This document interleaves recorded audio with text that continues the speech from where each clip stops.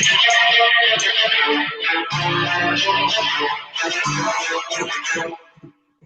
from the yard.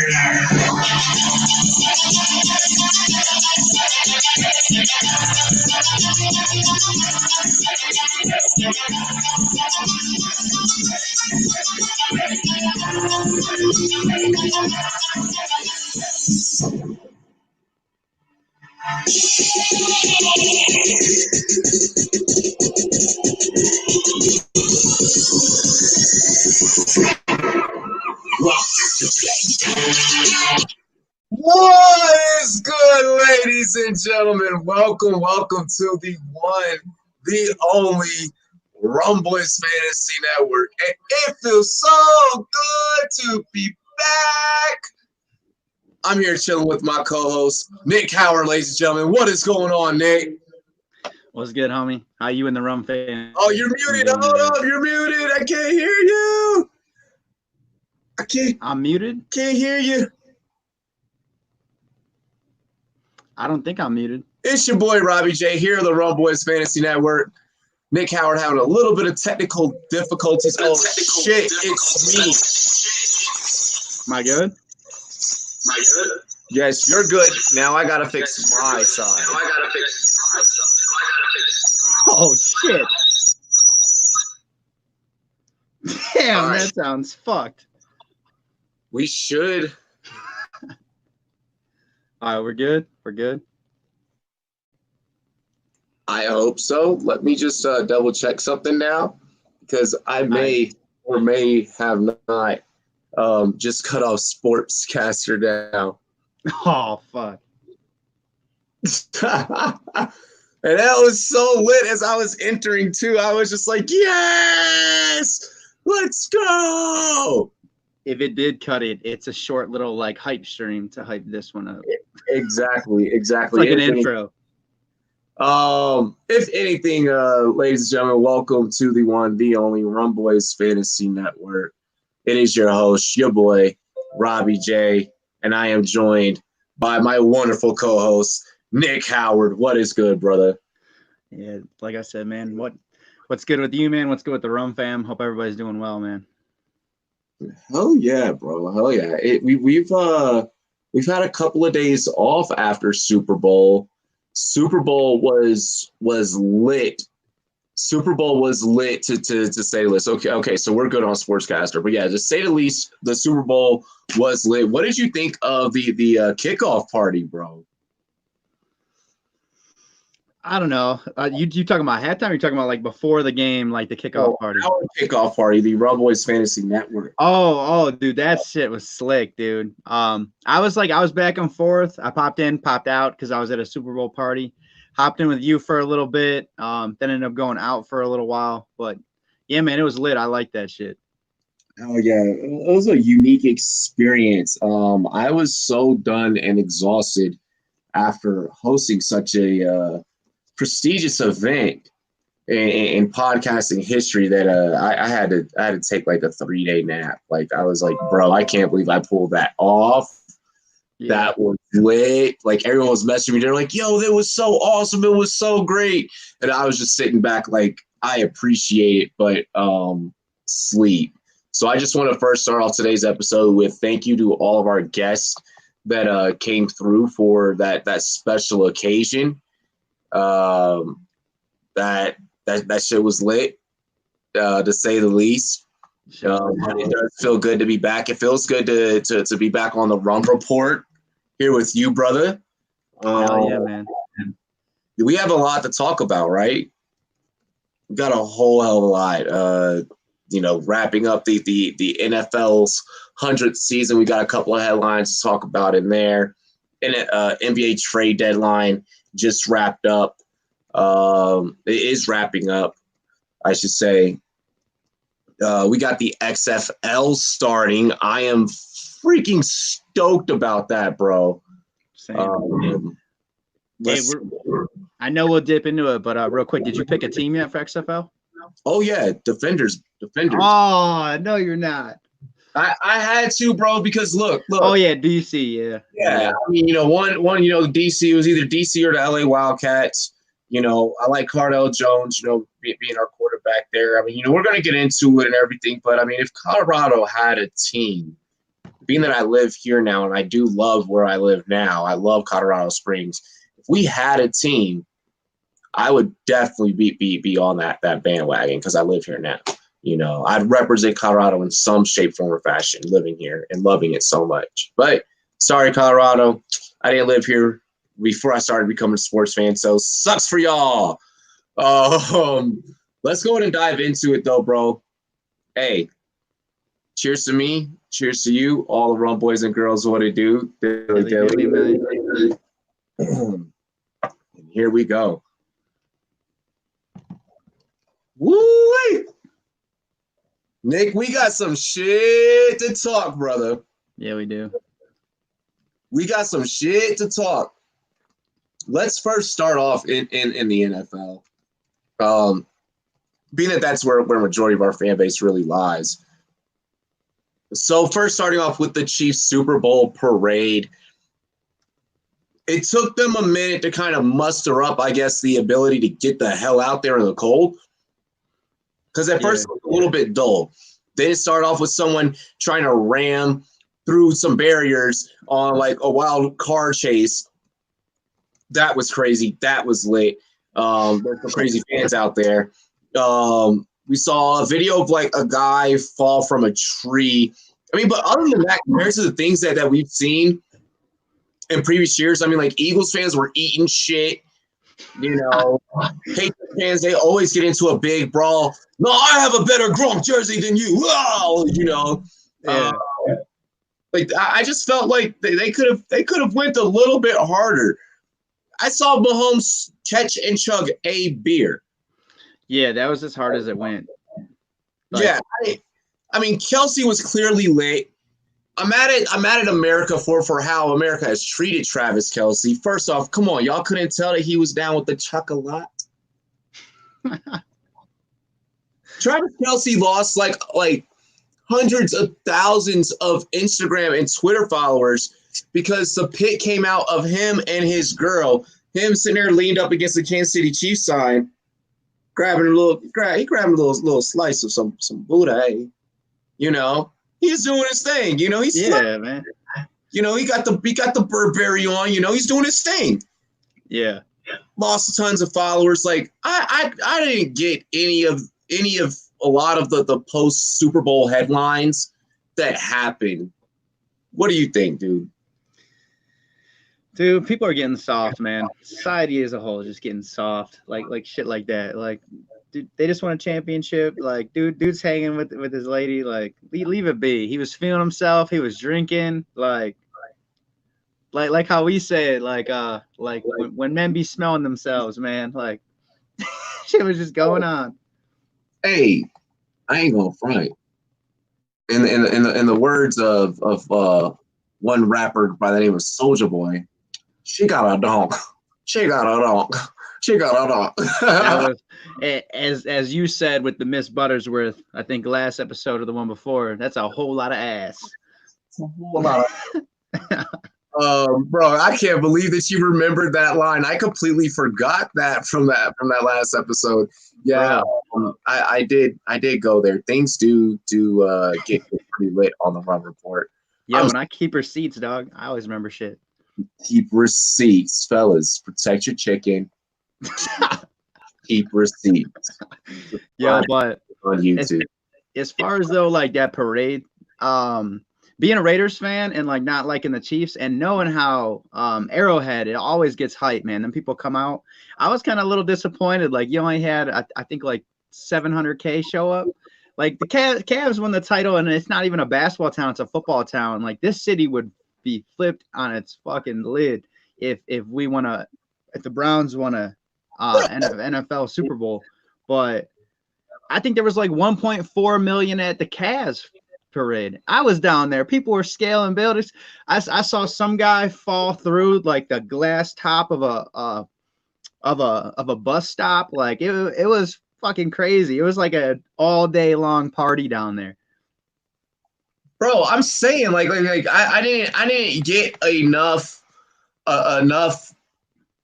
videos Like all the juicy videos and everything that I got were from Instagram and Snapchat from all the festivities in Miami. Everything leading up to Super Bowl week, I was like, oh my gosh, life is lit. I'm depressed. I live in Colorado. I want to move. Like, you mean to tell me you get down like this 24/7 Miami? Oh my! I have a lot of love for Florida, but when them boys got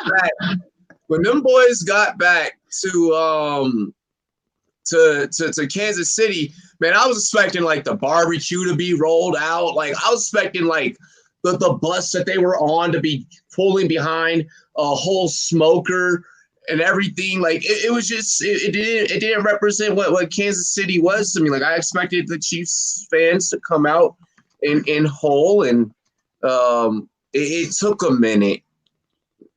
It took a minute. I think you said what the max capacity was like 700K. Yeah, like you should be rookie numbers. Get that up.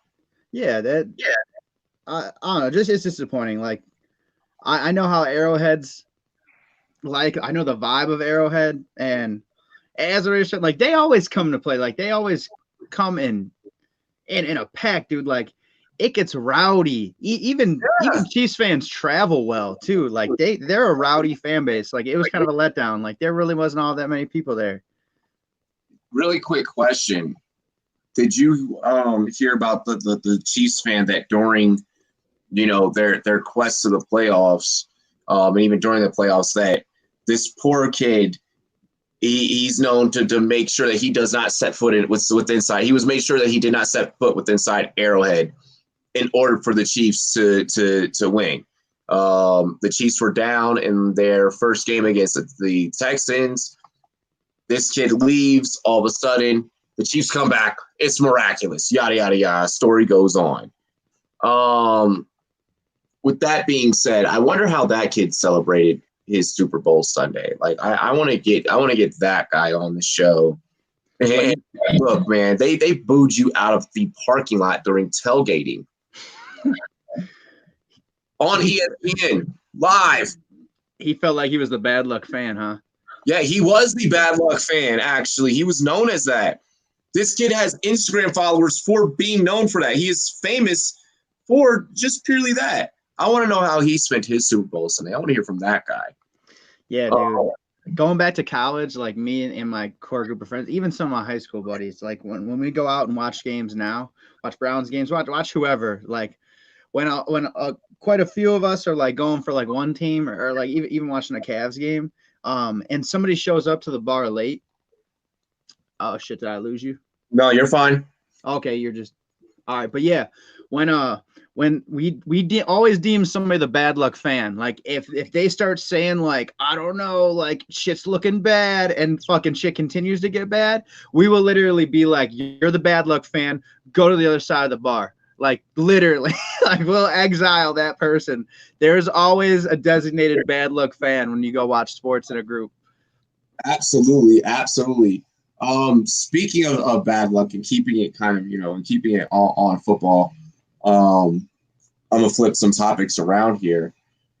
Is Kyle Shanahan cursed? I mean, Andy Reid waited 21 years to get his Super Bowl.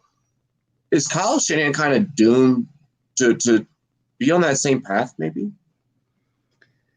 Bro, I was talking about this with a bunch of 49ers fans and they were shocked that I actually came to his defense because in the past I've kind of like hated on Shanny a little bit because we had him in Cleveland and he had a little bit of an ego. But I like, in knowing what I know now, he was pretty much told like deal with it and got the short end of the stick. But I don't know, man. I think he did fuck up in this Super Bowl, but I do not blame the 28-3 Falcons loss to him, dude. He was a coordinator like Dan Quinn you saw this year and last, like he's got his issues. He can't. I don't think he's the guy. I think they should have already got rid of him, but I don't blame that on him, man. Like there's three facets of the game: offense, defense, and special teams. Yeah, his offense fucking dried up and started playing like shit in that Falcons Super Bowl, but that defense let him come back. Like, I don't totally blame that on him. And no, I do not think he's cursed. I think he's a good young mind in football. He's developed that youth talent in San Fran very well. Uh, I think he'll work out. I think those guys will end up getting a ship. But you have freaking Rob Salah as defensive coordinator. I mean, and I said this throughout the pregame show. You know, whenever I kept breaking down what it's going to take for both of those sides of the teams to win in the Super Bowl game, I kept saying everyone needs to remember these guys are running 4-2s, 4-3s. You know, Mahomes, he doesn't need to worry about time possession. You can't do this against, you know, the Kansas City Chiefs. Yada yada yada. I mean, and me and you, we spoke before the pregame show. Or I mean, I'm sorry, before this show, you know, and we know how I had my money swing behind the scenes of everything. And dude, what I said what would happen if the Chiefs were going to pull it off is exactly what would happen. Don't play time possession ball against the Kansas City Chiefs. It does not work. Just simply be better, outscore them, shut them down early, and you need to make sure, and you have to make sure that you maintain that pace. You can never feel comfortable feeling that any piece of a cushion is a big enough cushion. Oh, dude. And you made this mistake against Brady before in that 28-3 comeback blowout. You made the same mistake again. Yeah, I will say this. I don't think he's cursed, but he has a problem with being too conservative. He's like too like low key, too chill, too just like it'll all work out. He needs to get a little moxie. He needs to get a little like fuck it, I'm gonna stomp on the throat. He needs to get a little evil with it. He's got the squad, dude. That is a deep team, man. But he's done wonders with developing them, and he's got a lot of young talent there. I think that's a team to fuck with and to look to see what they do in years forward. Absolutely. Absolutely. You know, hopefully they keep the whole operation together, and I'm confident that that they do so. Wanting to kind of keep it on the same topic.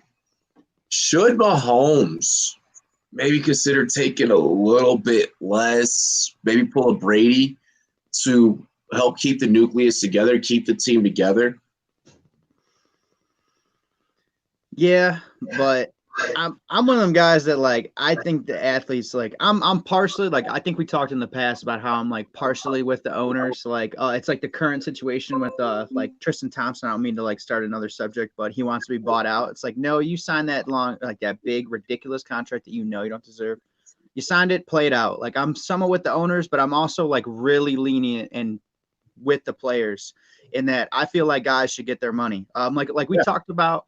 We talked about a couple episodes back about like the concussion stuff. I'm all for athletes getting their money and getting out or just getting their money in general, getting paid. It would be a good gesture to maintain some of the nucleus and take a little bit of a pay cut, but that man is a stud, man. Just like I made for my prediction for the Super Bowl and picked them to win. I don't know. That dude is the guy. He's a fucking stud. Absolutely. And I have to agree with you. This is a generational player. It's been a hot minute for the Kansas City organization where the quarterback is and can be the face of your franchise. He is going to be the guy that is realistically going to be, you know, keeping asses in seats. You can sell tickets with his face printed on the cover, and season ticket holders are going to frame that shit and be like, hell yeah, howdy do. We're going to talk about another organization later that printed a player's face on their season tickets after they raised the prices and just fucked that whole organization over. But I mean, dude, I personally say pay the man. Look, be grateful for the fact that, and I hope I don't get chewed out by the Kansas City faithful out there, by the Chiefs Kingdom. Make sure you guys join us on Sportscast if you haven't already. But you haven't won a Super Bowl in 50 years. Patrick Mahomes, whether you pay him or whether he takes a little less than what he really deserves right now, he's probably going to get another ring. We're going to see him in this situation, in this scenario again. Mm-hmm. Whether Andy Reid is a coach or not, Mahomes is just great. Yeah. And two, with you saying that, I don't mean to kind of go off on a tangent or like out of left field, but what's your opinion of Andy Reid now? Do you give him credit and credence as maybe a possible Hall of Fame coach? Absolutely. Absolutely. I want to throw something out there with Andy Reid. And maybe this could be an ancient take because this is 2020. But goddamn, do I love trends, and do I believe that was Andy Reid maybe ahead of his time because of what I'm about to say? I think he might be. Post think about it meme right here. Guys, Andy Reid drafted McNabb, pulls Vic out of jail, leads Mahomes to Super Bowl. This guy, while the rest of the league is sitting back wondering and worrying about, there's literally about to be a special that is coming out. I know that is a podcast networks kind of like us on a little bit bigger level. They are teaming up with ESPN. I cannot remember the source off the top of my head. And the Year of the Black Quarterback premieres this Saturday on ESPN2. Okay. Andy Reid has already been a part of this train. He's already been galvanizing that. He's been ahead. Mm-hmm. He's been thinking about it. He's been game planning for mobile guys. He just now had a guy that was mobile and had a fucking cannon at the same time. And it had the heart to go out there, dig deep when the going gets tough and pull wins out of his ass. Yep. Yeah, man. Yes. And he's been a QB whisperer, dude. And the knock on him in the past was time management and conservative and him playing himself and fucking up. I think in a lot of people's eyes that Shanahan's the new Andy Reid. And I don't know how I feel about that. You took my take. Dude, I was just sorry, bro. You know, I think I'm not gonna. You're one of the most opinionated people that I've ever met, which is why I love working with you. Dude. I hope that's a good thing. That's a very good thing. That is, you know how hard it is for me to like working with people? I hear that. Dude, for real. I think that you should, with what you just said it and be that, I was going to say it. I was going to say it anyways. I feel like that you should feel a vote of confidence in that. Because you're not going to end up on Freezing Cold Takes Instagram page 5 years from now when, 6 years, 7 years from now, when this guy has a championship. You're sitting back, you're like, I told you so. It took him time. I don't think that Shanahan's cursed, to answer our question at the beginning of this segment. Yeah. I think he has to take his lumps. He is young, and he's got to learn. Time heals all wounds. Mm-hmm. This guy's going to learn, bro.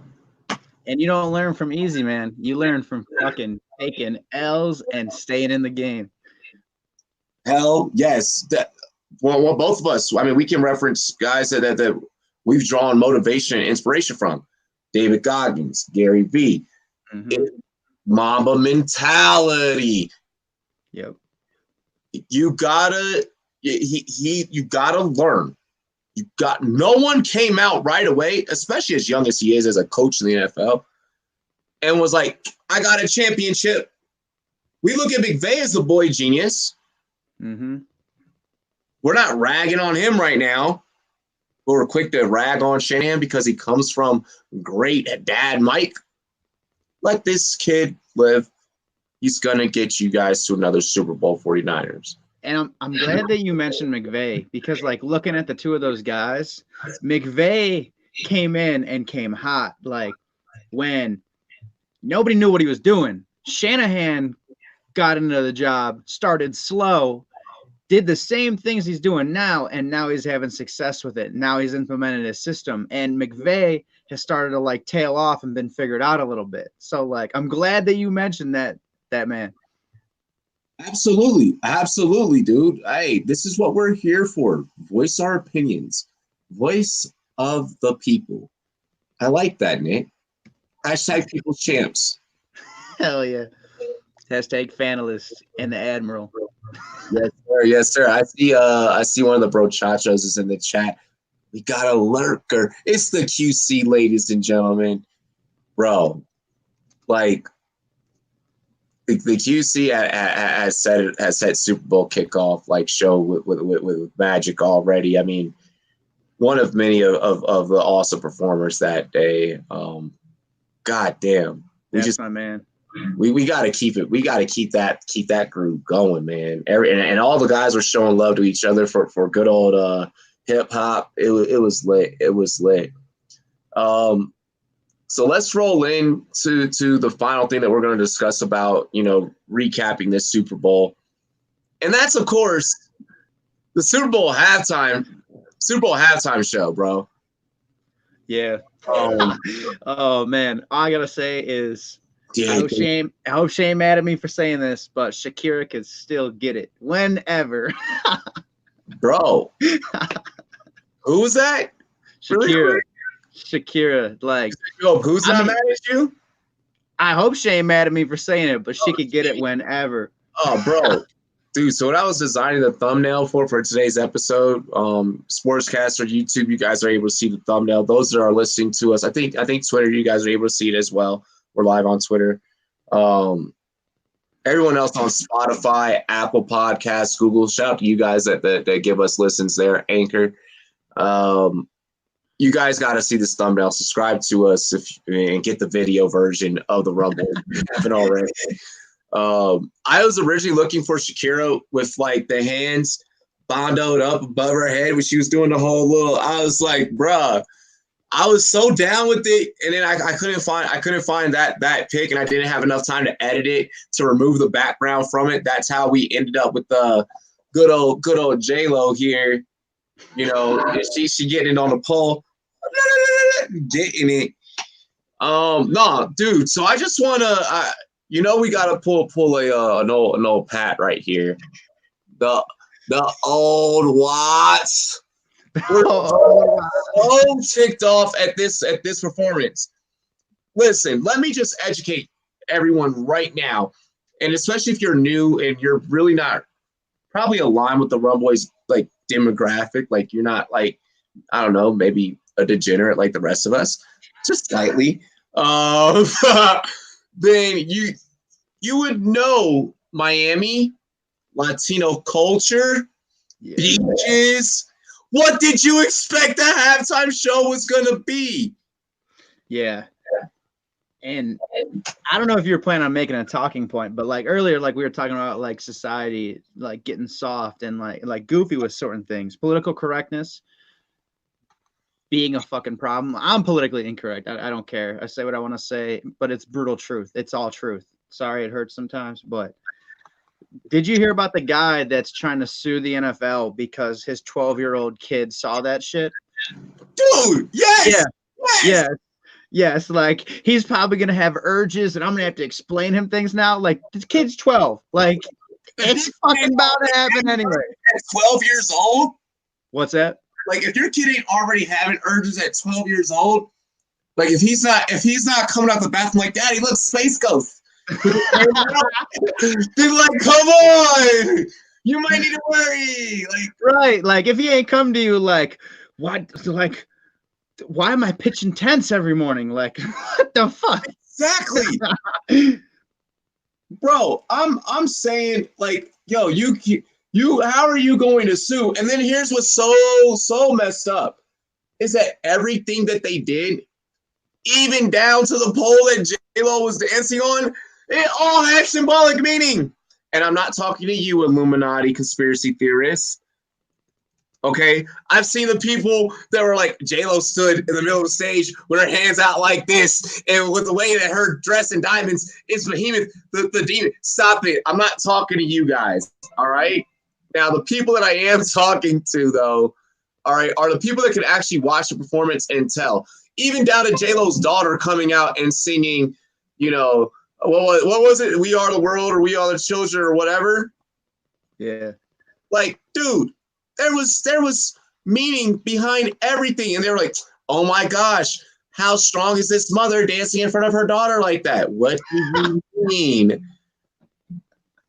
Oh my God, Jake.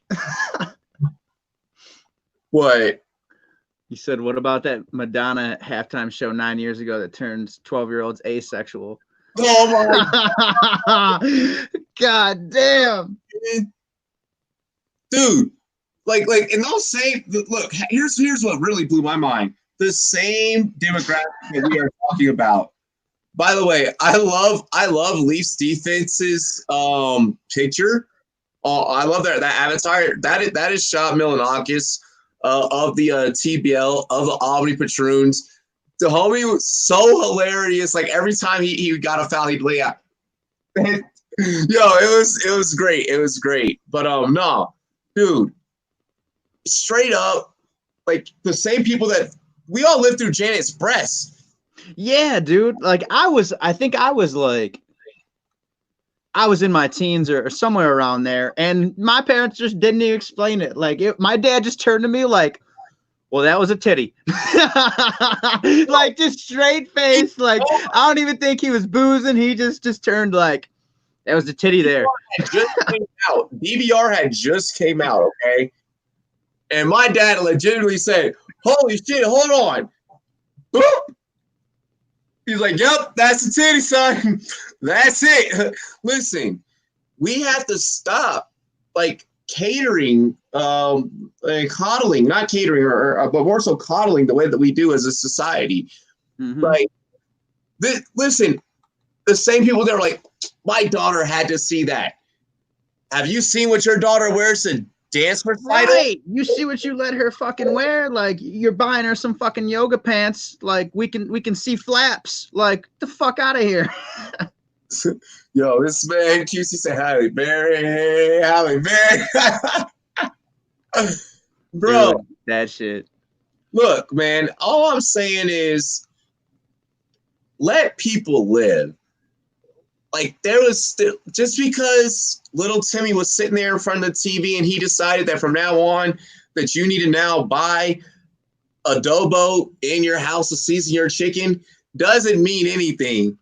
All right. All it means that your food's going to taste a little bit better. And now that he's going to let some poor, not so innocent Latina girl ruin his life in the future. And that's okay because we all deserve at least one in our life as men. Oh, yeah, dude. It's always the Latina, too. Just comes in and starts wrecking shit, but it's worth it. Exactly. Look, man, I'm just saying we got it. We got to loosen up as a society. We do.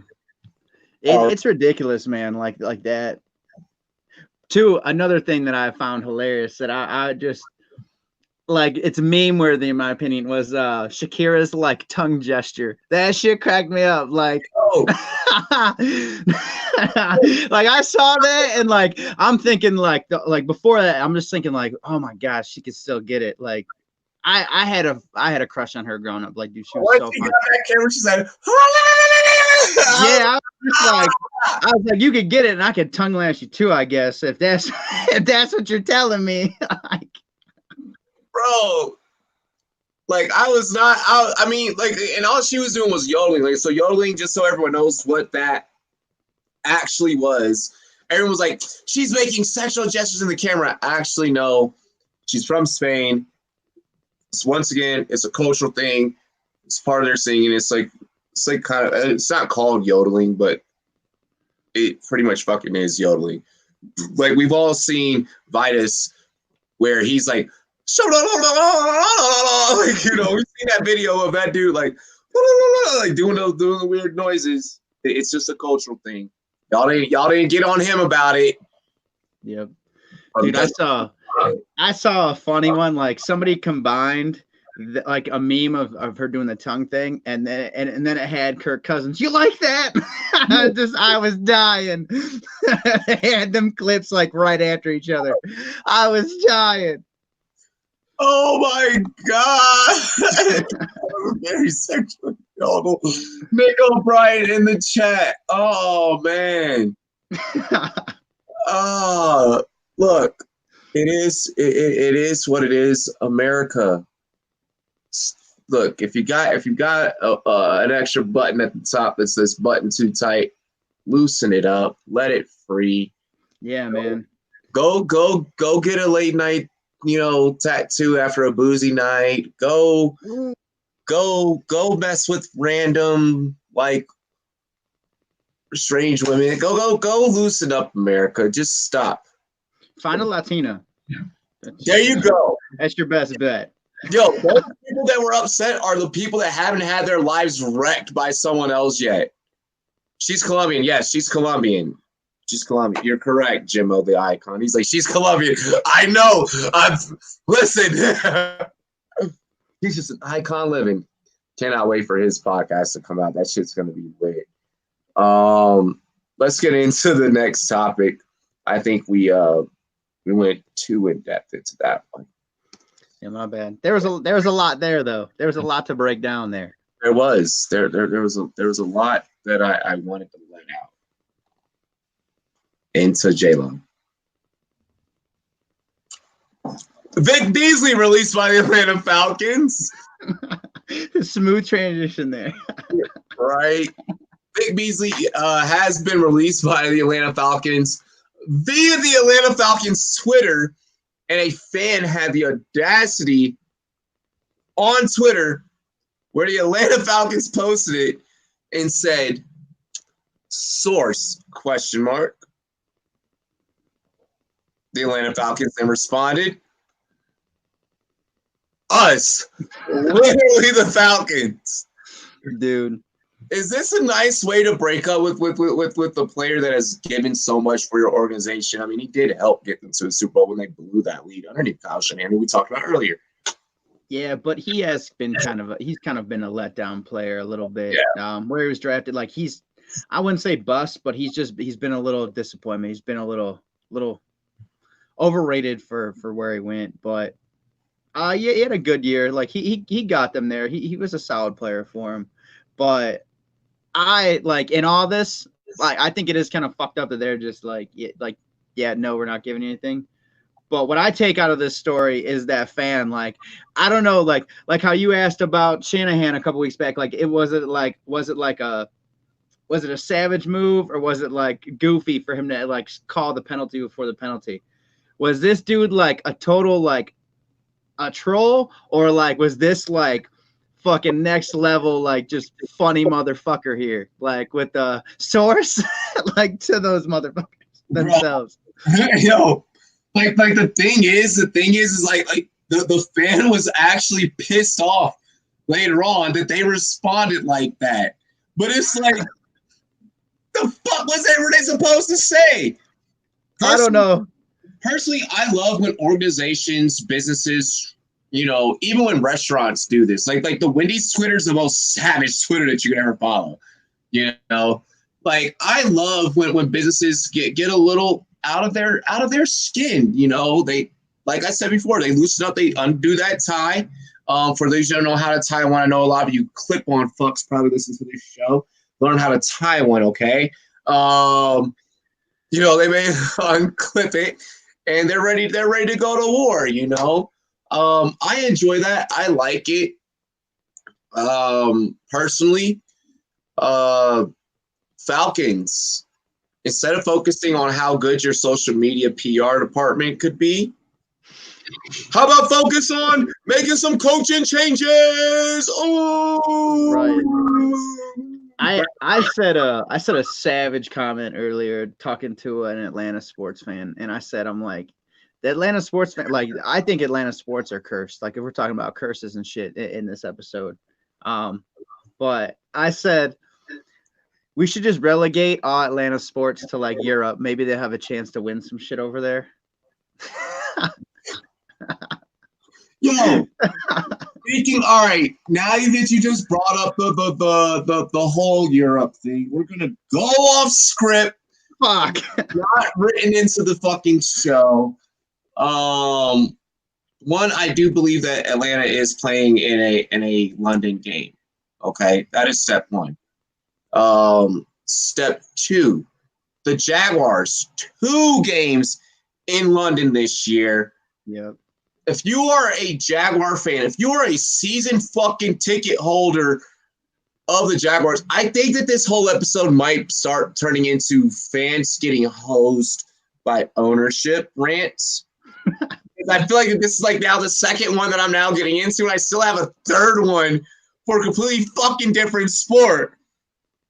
Oh, so shit. I think that this is now number 2. Like, if you're Jacksonville, and I mean, now that you just brought up Atlanta, and Atlanta trolling today, once again, social media PR department, talk about, oh, I believe that we might be playing the Broncos overseas, which, of course, it's not going to be the fucking Broncos. It's going to be the Jaguars. What do you make of these European games? Do we just need a team over there? I mean, we know the logistics are too rough. We've talked about this on Rumboys After Dark. Nick. Bro, like, all right, I think you made up, like, you got me back for taking your take earlier. I was gonna bring up the Jaguar. I was gonna ask you about the Jags having 2 season games over there as home games, and how season ticket holders got to be feeling about it. I'd be fucking pissed. That sucks. That's a lot of money for season tickets, and I'd be pissed, dude. But as far as like taking a team over there, I don't know. Like, I don't really know if that would be like a totally good idea. I Maybe. don't think that it's a totally good idea, but I like that we're playing games over there. But then when I think about being a fan, and when I think about like the business side of things, and I feel like that this is what I kind of dislike about understanding the business side of, you know, social media and podcasting, and, you know, podcasting in the sports world, because when you're podcasting in the sports world, you now take on the schedules of these leagues, of these players, you know, of pretty much the life. You're living and you're fucking breathing it, you know? So your eyes open up and your opinions vastly change from when way before you had a microphone in your face and you were pretty much like, quote unquote, media in a way. And I look at it from the fan standpoint. I'm like, maybe ownership's just looking at it, well, fuck, everything is just cheap in Florida. Like, let's face it, like, Florida is a pretty cheap place that you can live. You know, that's Retirementville, also College Partyville, you know, aka Thoughtville. Like, it's Florida. AKA Sinkhole Central. Yep. You feel me? You know, AKA where Aaron Rodgers may stash an occasional body, or Aaron Hernandez. Dude, I did not have to get that dark. No, it's all right. I remember when we had our fantasy draft. I was saying, can I draft Aaron Hernandez and Kareem Hunt as a kicker? Dude, but bro, I'm just saying, man. I feel like you're getting hosed if you're a Jacksonville fan. I feel like the owners should be doing a little bit more to kind of raise Jacksonville and praise Jacksonville. I feel like they, as far as the expansion teams have gone, they're the only ones really with developing a fan base and kind of somewhat doing well with that, compared to a team like the Chargers that have been around forever and have no fans. Why do you need to go to the UK? That's what I asked. Like we said in last episode, the Chargers, the homeless team, the couch jumpers. Hire me for marketing. No, don't take that job. You don't want that job. What if I use that paycheck to supplement getting us like an actual studio, moving us into a rum mansion? Like, what if I just hustled them? I just said it on air, so now they know. Okay. It's like, okay. I don't know what law that is, but we're speaking 48 laws of power now. I like it. I like it. I like it. BKB would love that part right there. Let's see here. David Johnson is getting released by the Arizona Cardinals. Where to next? And does he resurrect his career? I don't know, man. I could maybe see him going somewhere that maybe wants to run like a 2-back, like Thunder and Lightning backfield. But I don't know. He's had bad injury, and I think it says something that they like willing to give. Like he was the guy, man. Like he was like the team a couple years back, and they're already giving up on him. But I kind of understand it. I think he might go somewhere that like maybe, like I said, be a secondary guy, be a Thunder and Lightning, be a backup to somebody, have a 1-2 punch. Maybe you can get him on the cheap, you know, for him to kind of have like a prove it deal, like to maybe get another contract. What's up? Oh, my bad. My cutting out, and my shit tripping now. Yeah, you cut out just for a second there. But what did you say? I said just go somewhere like maybe somebody could scoop him up on like a prove it deal. He could get something on the cheap, like be a secondary option, maybe get some carries, stay healthy, and maybe he could get another contract or get brought on by a team and be a starter. Yeah, no, I have to agree. I have to agree with that. I don't think that David Johnson's career is nowhere near done. You would have to be drunker than anyone on the Rumboys Fantasy Network entire staff on a bad day in order to think that he's not going to resurrect his career. No, I don't think that David Johnson is going to go to the Seattle Dragons Leafs defense. I see you in the chat. It's not happening. No, he's definitely NFL material. He's definitely NFL material. I think that he could possibly end up. I asked on Twitter when this news dropped. One, this is based off of a prediction article, but based off the source that this came out of and where and how it was written, it's pretty much sealed up that he is going to be released. I'm hearing Miami. I'm hearing Tampa. I'm hearing Miami would be good. I'm hearing possibly Washington. Ooh. If they lose on, Washington becomes the number one landing spot because guys you can't trust. You can't. You're Bryce Love is not giving a fair shake at all. Period. And I think that has a lot to do with Geis's injury history. Chris Thompson is absolutely fucking terrible. I've never been a fan of Florida Gators as running backs. So I mean, at that point, that leaves you with you need to go and get David Johnson, unless you're going to keep Adrian Peterson for another year. So that'd be a good 1-2 punch. Exactly. Or you can go with both, and then if Geis is healthy, then you go ahead, you sell Chris Thompson to somewhere else, Las Vegas. No, do not want him. Fuck that. Well, you guys actually just re-sign Jalen Richard. You guys are keeping Jalen Richard, so that won't happen. Never mind. Yeah. You know, but yeah, no, Skins definitely would be a very, very nice fit for DJ, and that's why I think that it's the highest probability. The second, I do believe the Bucks. Peyton Barber is not the answer in the Bucks scheme. Rojo and Barber though are like a 1-2 punch of their own. They're not either one of them isn't the definitive number one, but they're good like working off each other, and they play the hot hand. So I don't know. I really think that Miami and Washington would be good options. And another one, maybe look to the Rams if they trade Gurley.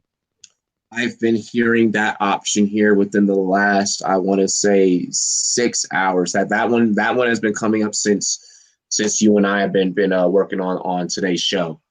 So the Rams are also linked in these conversations as well. Yeah.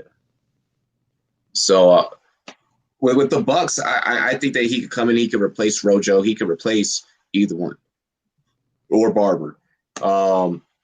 And I definitely think that he's a late round buy for you in fantasy. Me hearing that he's released and me knowing that everyone's going to rush towards Kenny and Drake in the first and second round, I'm thinking, shit, I'm going to have a DJ in a brand new scheme where he's definitely going to get used. Because anyone that's coming in and bringing him in, they're sitting there and they're doing this. Like, oh, shit. We're about to have David Johnson. As long as he's healthy, you really got something in him. Exactly. I think that he could, and I think that Washington makes a lot of sense for once again, because it's a very Washington-esque thing to go and do and get someone that is quote unquote, he's supposed to be washed up. Well, watch what we do with him. And Adrian Peterson was still turning out relevant these last couple of years. Another team that I want to say that I didn't think of right away, but now I'm like, okay, I could see it. If you get him on the cheap, as long as you can get him on the cheap and he doesn't command too much money, because this team does need a spark. I would like just to have more weapons. They already got a sound defense. I'd like to maybe see the Bears go after him. 1-2 punch to him and Montgomery. That sounds like a vicious 1-2 punch. That's the definitive thunder and lightning right there. That's a thumper and a shifty, elusive guy. I like that a lot. You have those two. You have bruisers coming in. Mm-hmm. And they were trying to get a secondary back going. They had Davis. They cut him. I think that was who was there for a bit. I forget the new dude's name. I know he was a guy that was like a journeyman, like all around. Well, you got to remember. Yeah, I was about to say, yeah, you got to remember, with Tariq Cohen, I mean, that was a pretty much failed experiment with him. Like, you got to replace having a duo of Cohen and how you had Howard. So getting DJ and getting David Montgomery gives you almost kind of what Seattle had in Carson and Penny. Because you're getting bruisers that they'll go north-south. They'll pound the rock. Yeah, that would be a great 1-2 punch. And if you can make an addition with another weapon, like I heard they're linked to Greg Olson, that would be nice. I heard you guys, your Redskins are also linked to him. He may want to join up with Ron Rivera again. But yeah, if you could get a solid set of hands, because that's what they struggled with this year. What's his name? Really talented dude.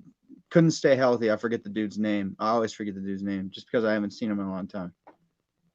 They're starting tight end, but even their backup, that other dude had some whack hands, man. Fucking O'Shaughnessy? No. Well, no, not O'Shaughnessy. O'Shaughnessy was from Jacksonville. Yeah, O'Shaughnessy was Jackson. Sheehan. Yeah, Sheehan. Yeah, out of Shaheen. Hey, can you cover me for a second? You want to do some like plugs of some adverts or something? Yep. I gotta go move my whip real quick. Go ahead, bro. I will plug some things. All right, I'll be real quick. My bad. No worries. It works out perfect, actually. So yes, we are going to be getting into NBA trade deadline talks here in the next hour. Ever needing a little bit of extra money in your pockets? You need to take a little bit of a gamble. You feel like you got the hot hand.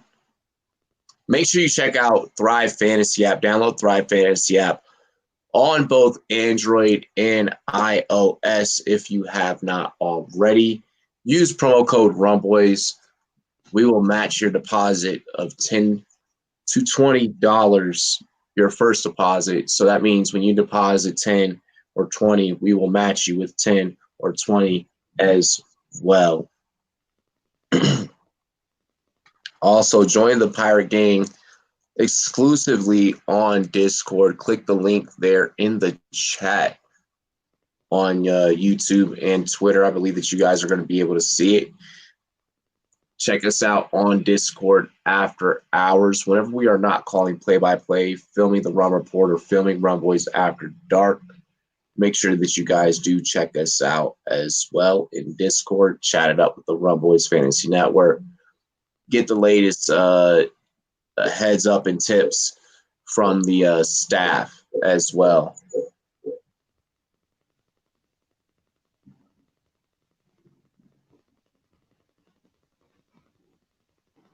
Just 1 second. sign up for rumboys.com as well. If you guys have not at rumboys.com, you can check out some of the hottest merch, new merch getting ready to drop here over the weekend. You could also check out some of the hottest articles by some of the best writers in the industry as well. Make sure you guys support the Rum Boys in real life by purchasing some merch.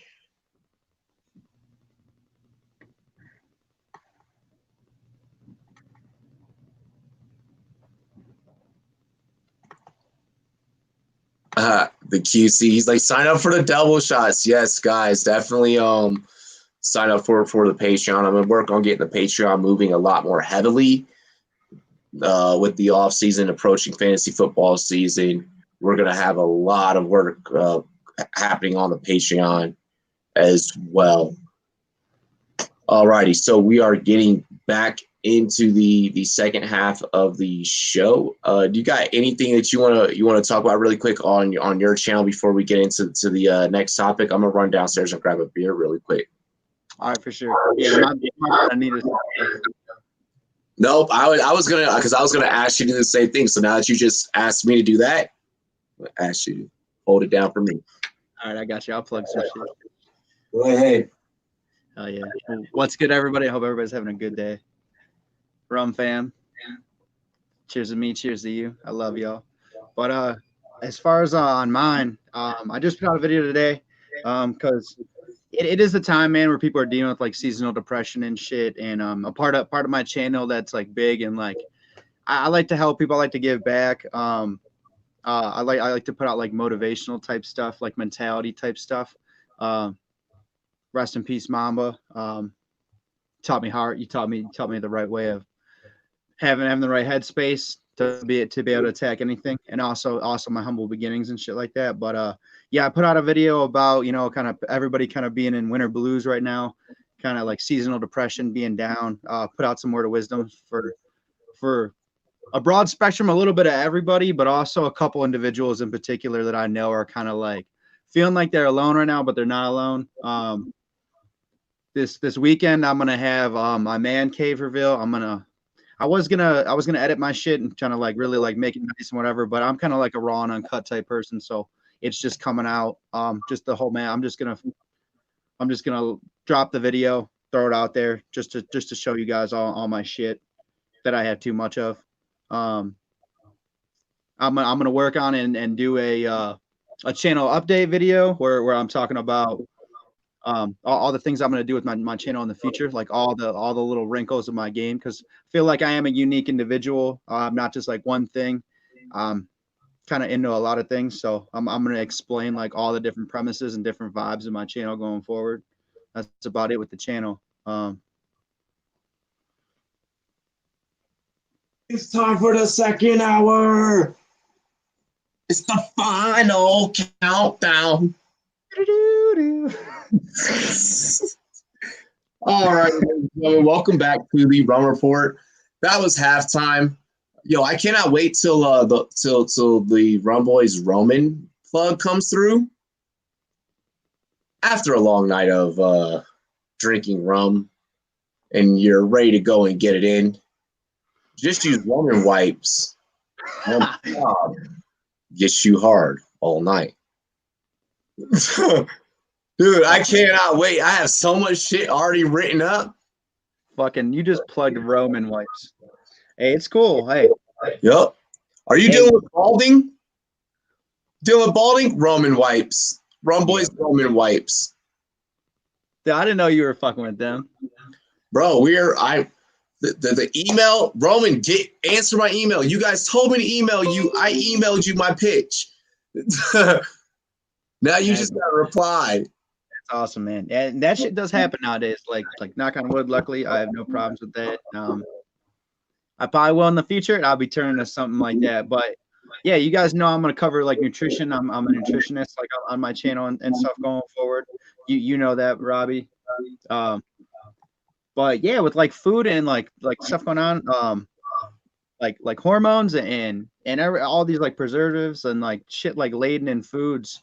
It's causing like low T in males. It's causing, it's called an advanced aging, a whole bunch of fucked up shit. And I'm a very holistic person. Like I will go with like the most natural, most healthy like option in anything. And Roman does some fucking good work. That's why we did offer to work with them. I was like, yo, there's some people that could use some help. Yeah. I was like, well, plus, like, it's a bag. Maybe businessman, maybe kick open a door, hold one open for your boy in the future with them. You know, I'm all about it. That's what we do over here at the Rum Boys Fantasy Network. We hustle. Let's get back into the hustle.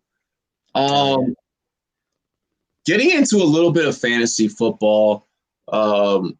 Most people, they don't start prepping until like around, April timeframe, like or after the draft. Here at the Rum Boys Fantasy Network, we're addicted. So we have a fantasy question. Our boy, Adam Rank, good friend of the Rum Boys Fantasy Network, fan of the Rum Boys Fantasy Network, had posted on Instagram pretty much his ADP top 10 draft picks, which you could pretty much do who your top 10 are going to be now for round one. Because it's not going to be a rookie that's going to get in there. It's going to be all you're going to go and you're going to draft all the veteran guys, right? Mm-hmm. And he posted that one of his sleepers was Darius Geis. What? What the fuck? Now, here's the thing with Adam. We do this every fucking time, and this is how Adam and the Rum Boys relationship developed.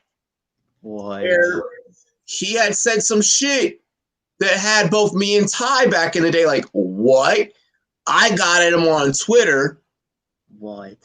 And then he comes on the show, and he's like, we'll fucking debate it on your show. And he was really about it. He was like, bring it. And he turned out being right. I mean, look at who ended up in the Super Bowl. Look at how things turned out. He was okay. I'll admit it. But come on. Is it time for fantasy owners to admit that Darius Geis is not a sleeper? That you should not be drafting Darius Geis? I've known to stay away from him since through last year. Like not even this past, like this current like season that just ended. Like half of last year was like, no, not gonna happen. I know a lot of guys that got at least 1 or 2 wins off of his back this year, off of his a couple of plays. Yeah, but I don't know, dude. That's a crazy. Like he put him in the top 10. He put him as a sleeper option. Top 10. He did not put him in the top 10. I thought he put him. That's why I had such a reaction. I was gonna say like, holy fuck, if you put that man in the top 10. He did his top 10. He did his top 10.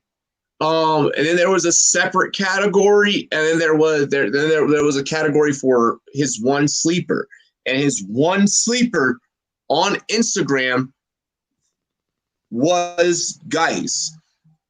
Now, before everyone starts running around and posting fucking clown emojis underneath all this, dude, because everyone, when the Rum Boys got at him last year, everyone ran towards that.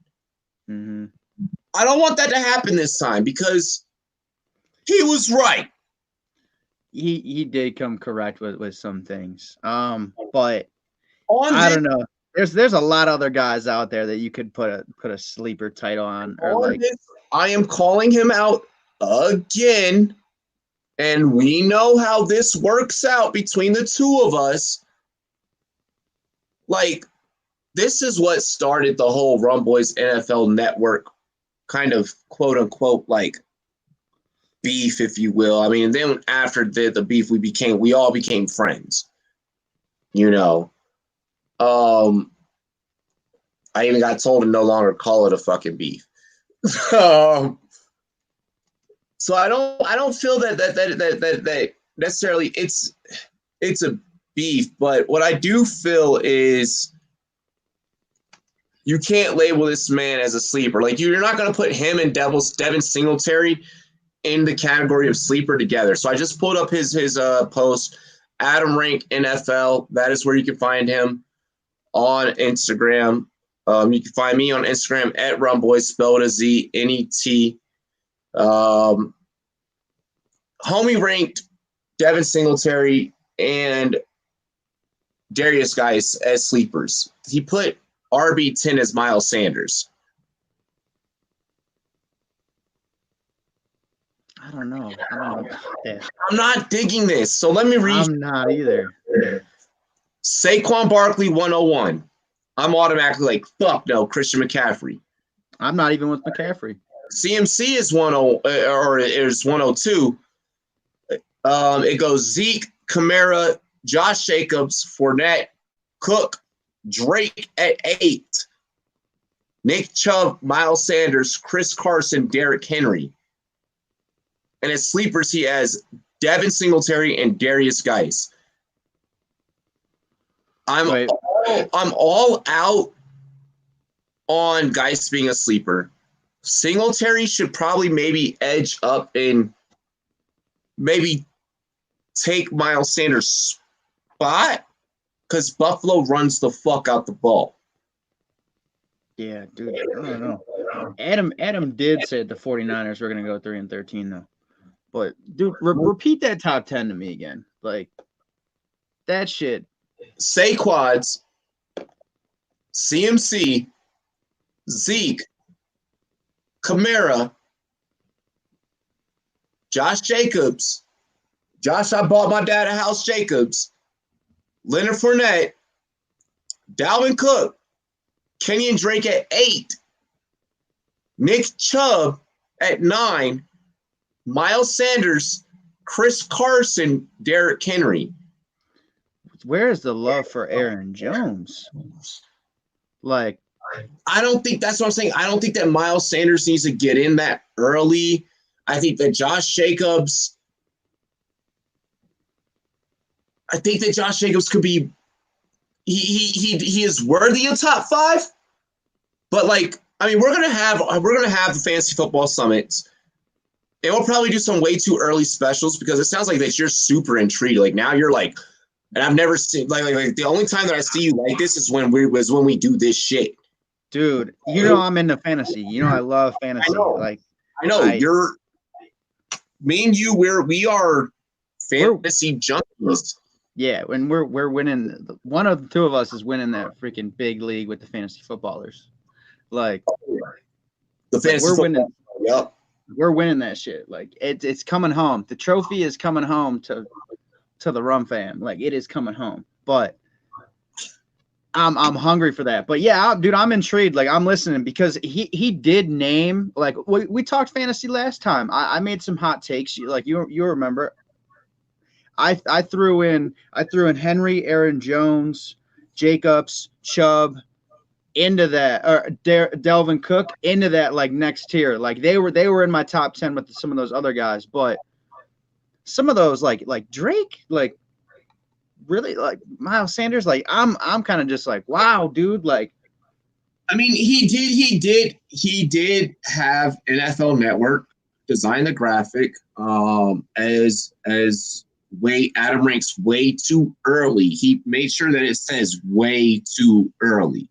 And you know how fantasy analysts are. We're going to do these rankings 8 different times over, 10, 12 different times over before we finally come to a consensus as a community of this is the way that your draft should work. This is, you know how it works, you know? Mm-hmm. I'm just not, I'm not digging this list for a lot of reasons. Fournette. Yeah, Fournette. That's the one I forgot. In there, Fournette in there. The dude had like 3-4 touchdowns on the whole year, or something like that. Yeah, like he was just a yards guy. And I am with J Love. J Love is gonna love hearing this. I am totally with him. Going back to college, Fournette is a stud against lousy teams, and he does not come up doing shit against a fucking good team. absolutely. No, you are correct. I agree with that take with Fournette. I'm not in agreement with Miles Sanders. I have Miles Sanders top 20. I would not take, regardless of skill, because there's some studs on these teams. I would not take a Philadelphia, a Kansas City, or a San Francisco back in the top 10 picks, fucking ever. off of just workload and like spreading it around carries touches wise. I would never do that. Absolutely, absolutely. I agree. I can't wait till you and we get in on the nitty gritty. We got a fucking big ass league to win, dog. So dude, I know we got to plan a fucking attack. Bro. I talked to you about meeting together, like going with the game plan. Like, all right, this is who both of us like got on a big board. Like, you take some, I take some. Like, I don't want to kind of have like the same squad. Like we talked about this, but so you're not going to be able to see, but what I'm going to do over here is I'm going to create. Okay, actually, no, the green screen turns off. Over here, I'm going to do a different green screen for us, and I'm going to do our fucking fantasy big board that way. And like, I'm going to make shit like clickable and movable. Yeah, dude.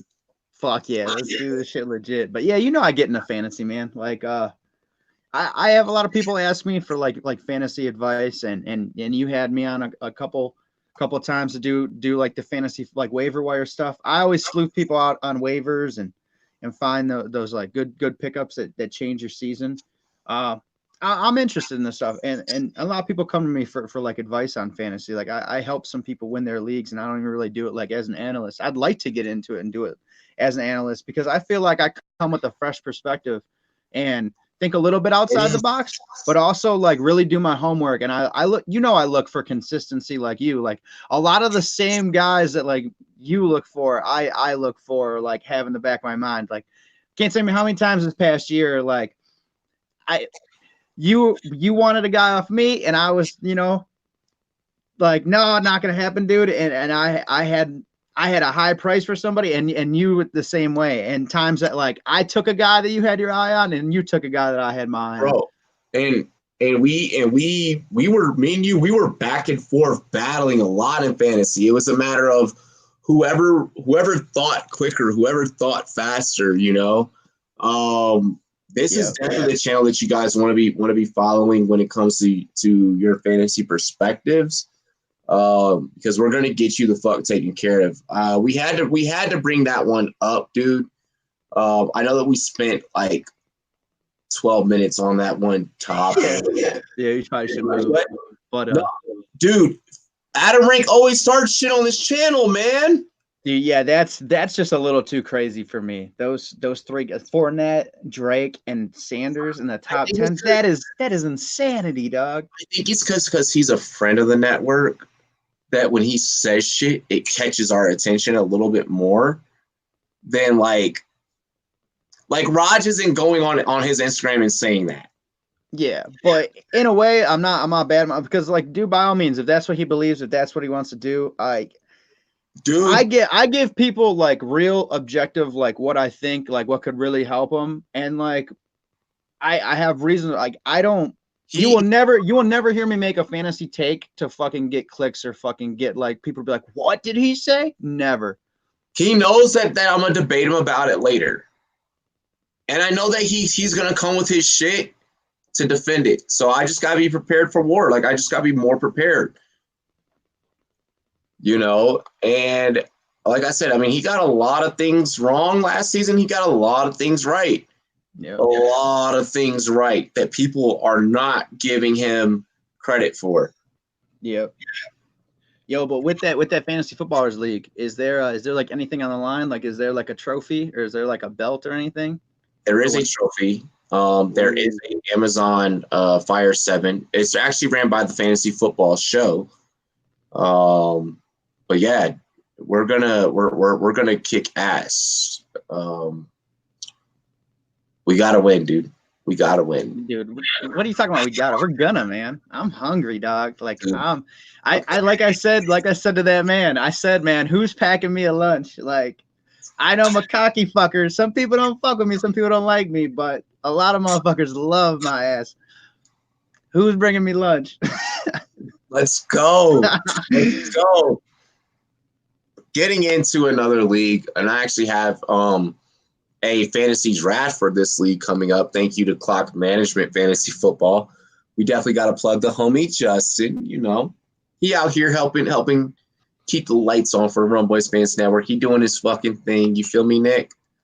And this draft that I'm going to be in is going to be centered around the XFL. we're not going Ooh, to get too heavy into it, but XFL, excited or not, how long does the league last as well? I'm really excited, man. I think it's not gonna be like the AF. The AF. Oh shit, is my shit. No, you said the right fucking thing, and it just got me hyped, and I'm ready. Woo! Oh, dude. All right, all right. I thought like my audio was like screechy or like fucking loud. Like I thought you were over there like. You got me But fucking jacked. oh, I'm pumped for it, man. I like I think it's gonna work out like the AAF didn't, and the only thing that I really like kind of like see maybe being an issue down the line is like maybe there'd be like a new collective bargaining agreement after like a year or so, after they like really figured out like salary and like injuries and compensation and travel and all that shit. Because like I don't know, I heard like all these guys are like only making like 55K or something like that. Practice squad players in the NFL are making 90. It's like, I don't know. I kind of see that as maybe being a little bit of an issue. Like guys are going to want to get their money. They're laying their bodies on the line. But I'm excited. I think it is going to last. I think they'll figure it out. I think they'll have a CBA and they'll actually have a meeting, and some smart minds will keep it going, and you'll have probably like the teams players unionize, and they'll really get shit going. Unlike the AAF, which was just let's just get it out there. Let's fucking not really like do the background work. Let's build a house on a shitty foundation and have fucking a shitty roof and think that everything's gonna be cool. Like the XFL, like it's like right now how I look at it, if it's a house, it's got a great foundation, it's got fucking new siding, it's got a fucking fresh roof. It's just the shit inside, like the salary, what those guys are making right now is kind of iffy. But that's All what right. life's about. It's about progression. Like I think they'll get to a spot where they fill that house with nicer things and they earn a little more money.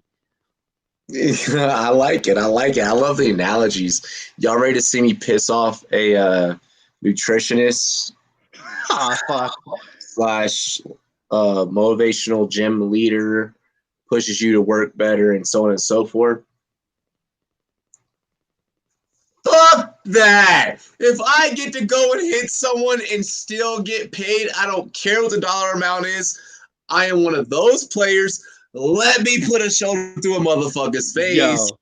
Yo, you're not gonna piss me off. Like I somewhat agree, dude, because hey, if they start paying these fucking college athletes, my ass is going to walk on the Dayton's basketball team at 28. I don't care if I'm 30, I don't care if I'm 32. I'm going to hoop for fucking some cash. I'm gonna go play the sport that I love. But Bro, same way, like I still feel like all athletes like they do lay their body on the line. Like I want to see all these guys get paid and like do things after football because yeah. you make a hell of a commitment, and a lot of these guys they do make good money, but like you're like up to that point like your life is fucking that sport. And then when you're out of it, like you almost like you go through like a depression, like I don't know what to do now. Like your life doesn't have as much meaning. Like you don't wake up and roll out of bed with momentum. Like your why is kind of gone. Yeah, I went through that. I've been there, done that. That's why like I had joined the military. Like I still was not like fulfilled. I was like, man, fuck, like, what I had really enjoyed was like what I had really enjoyed, which was playing football. So I do absolutely, and I gotta agree that like on a serious note, I think the XFL is gonna last. Some people are making jokes saying it only has to last 37 more minutes longer than the AAF and it'll be successful. I think that it's going to do that. I think that it will do that. The AAF was kind of rushed. And with anyone trying to put out a product, they're going to kind of rush it a little bit. We've all bought a brand new PlayStation or a brand new Xbox and be like, man, there's bugs, like it's not working, like, and then eventually they work out the bugs, you get some patches, you get some software development, and you're like, all right, cool, like this shit is fucking normal now.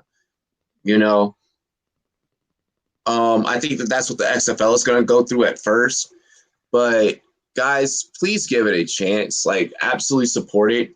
What I'm really anxious for the XFL is that it's going to give kind of new budding up and coming media members, kind of like myself, a voice and an opportunity to really be out there and be a part of something new.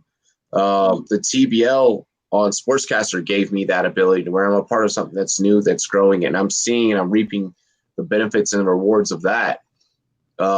I can only imagine where football, the number one, the greatest sport in America, is fucking amazing and great, is going to do that same thing for me. And I'm trying to work my own way, independently to where I can get in there. Different rules, different aspects. The analysts are going to be chasing down athletes, talking about prop bets and shit. Like it's a completely different world, and maybe the world that we all really need to embrace. Maybe it's what we're missing. We've been talking about this episode about people being soft and so on and so forth. Maybe it's time that we just embrace this. Yep, I'm totally with you, and I'm looking forward. The rules it's gonna make it exciting, man. And I hope it has success. Like I think it will have success, but I want to see more teams, and I want to see these guys get paid for their their trouble, for their training, for making sport, for making football their life. But Nick, you and I, both know, like, I don't know if you know, like, semi-pro players or anything, like, the guys are like making money in it.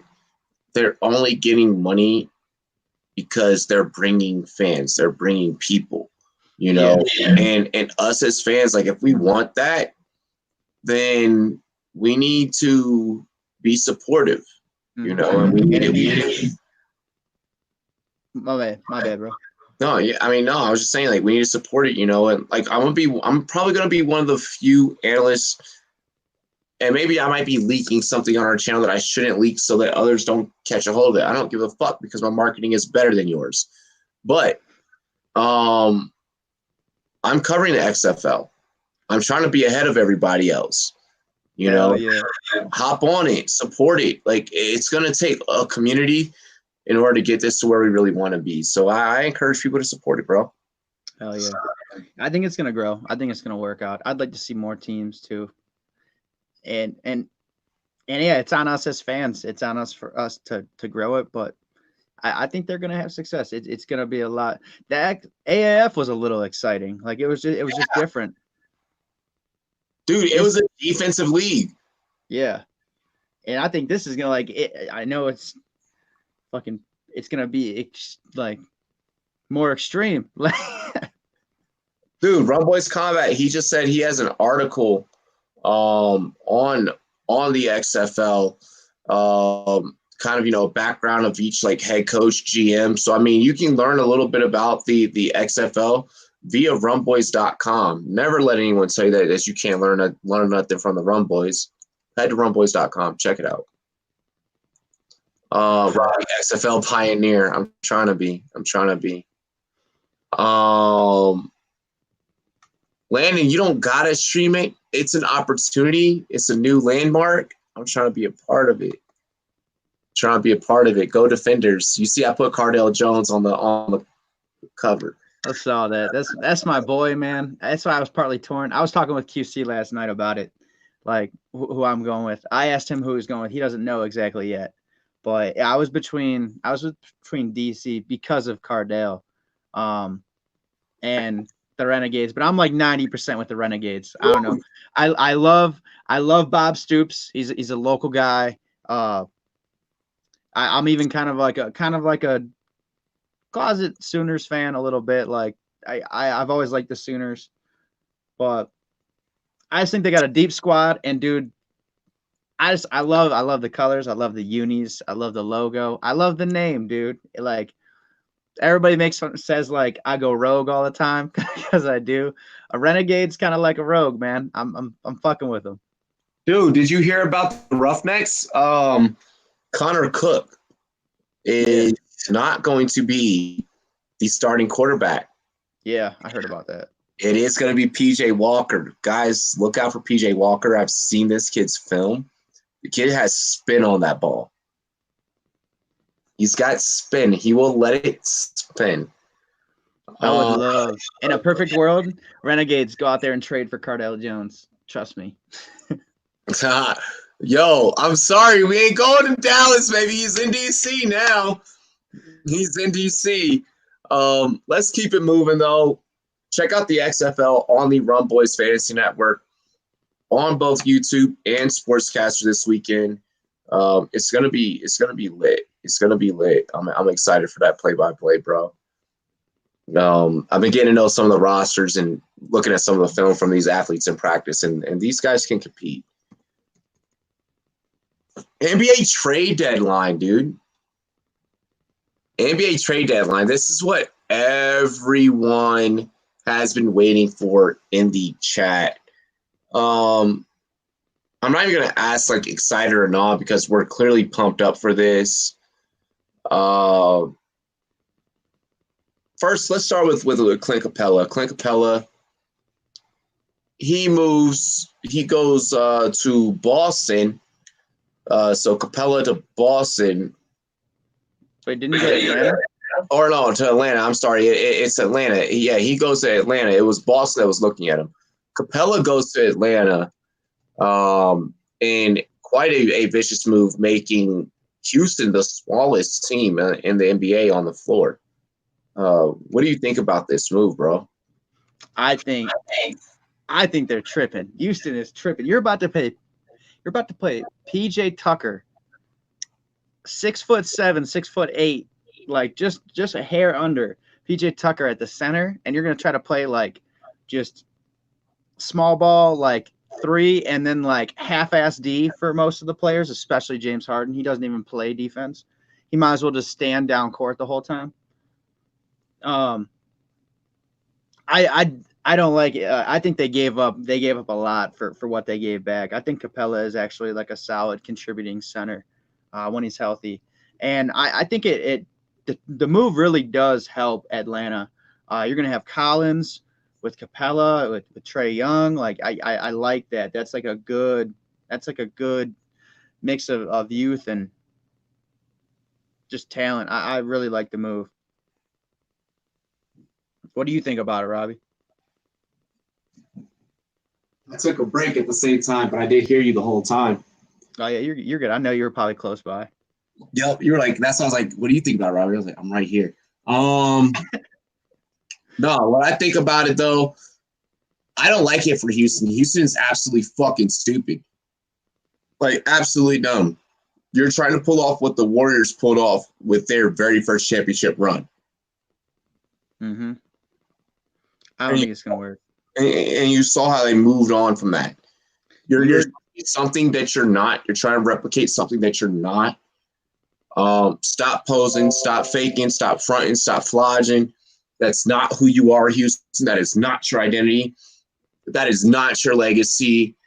Mutombo would be fucking disappointed. He's got to be. I want to know what he really thinks of this.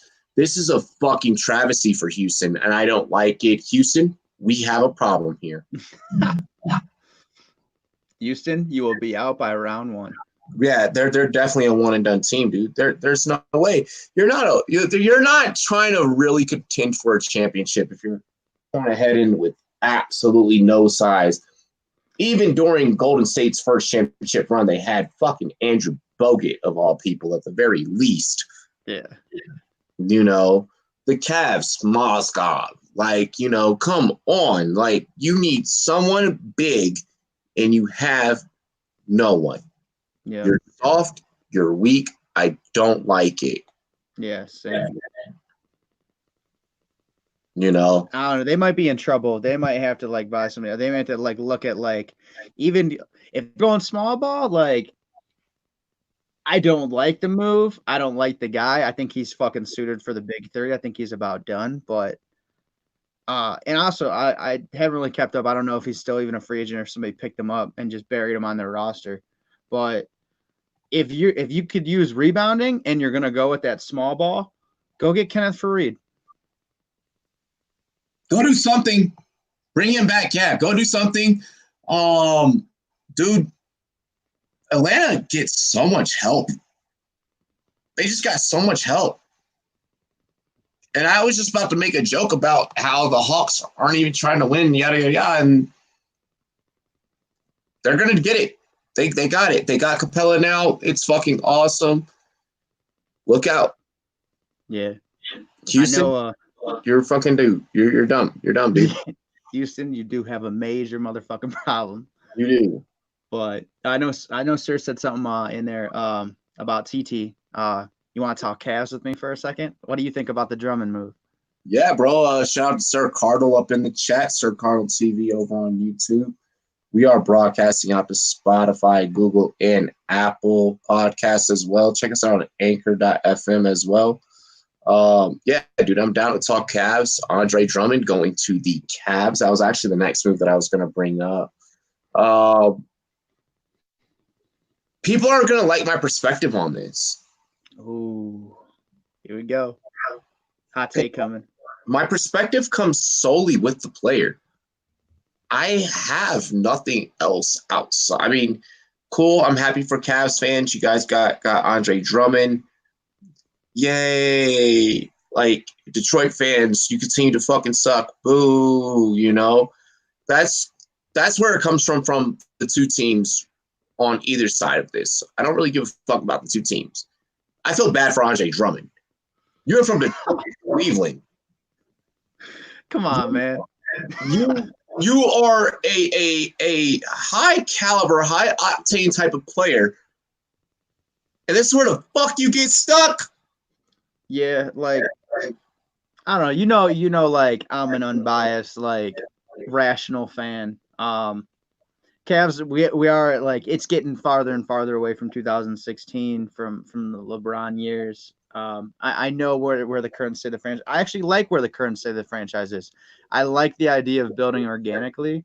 And I think this move does help. Like if we're able to retain, I hope he resigns back because having a guy that averages like 15 rebounds, like 17, 18 points, 2-2 on steals and blocks, like dude, it helps. It helps any roster, and we got a lot of youth. I'm not saying it's like gonna fix everything like overnight. Like we are a 13-win fucking team. Like it hurts to watch.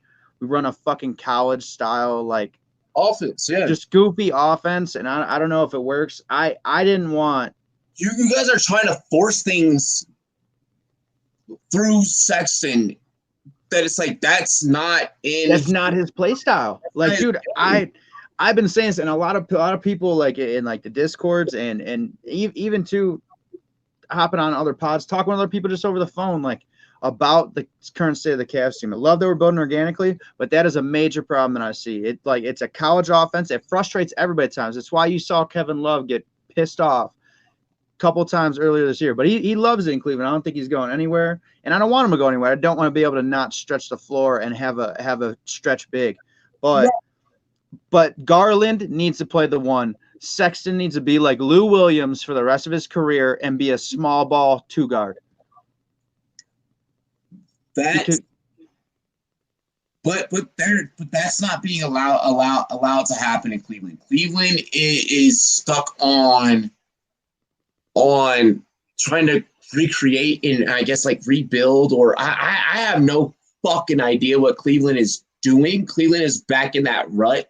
If Cleveland's the type of organization, what I've discovered, if you don't have that big guy, that big star that can put asses in seats and win games at the same time, you're not fucking making playoffs. Yeah, that's history. Yeah, now I was texting back and forth with you earlier today. I heard rumblings of a Zach LaVine trade, of like making a package and getting him. I would have freaking loved that. That's somebody that like that's a halfway star. That's somebody you can hang your name on. That's a nitty gritty type guy, an exciting guy to watch. But I don't know. I like the move, man. I'm hopeful going forward. But yeah, does it fix everything? No. But he is a solid piece. He is a solid piece to build around. I just hope we continue to develop our youth. I hope they have some progression. But yeah, I know. And Jake even said, I don't know if you said it before I did, but he's too small to be a 2-guard. He is, but Lou Williams has always like been thought of as small. He still gets his points. He still scores in bunches. And that's just what I see as Sexton. I feel like they're forcing him to be a playmaker. He's not that type of guy. I think Garland's a more natural playmaker. The offense flows better in his hands at the one. I'm trying to remember who exactly the name was before LeBron became like the biggest Cav ever. Everyone had the number 4 jersey. God damn it. This is going to irk me. Uh, big name player, Cavs players, Zeldrunas, Mark Price, Craig Elo. I think it might have been Price. Price was 25. Nope. Okay, so then it wasn't him. Damn it. Nance was 22 like his dad, or his dad was 22 like Nance's.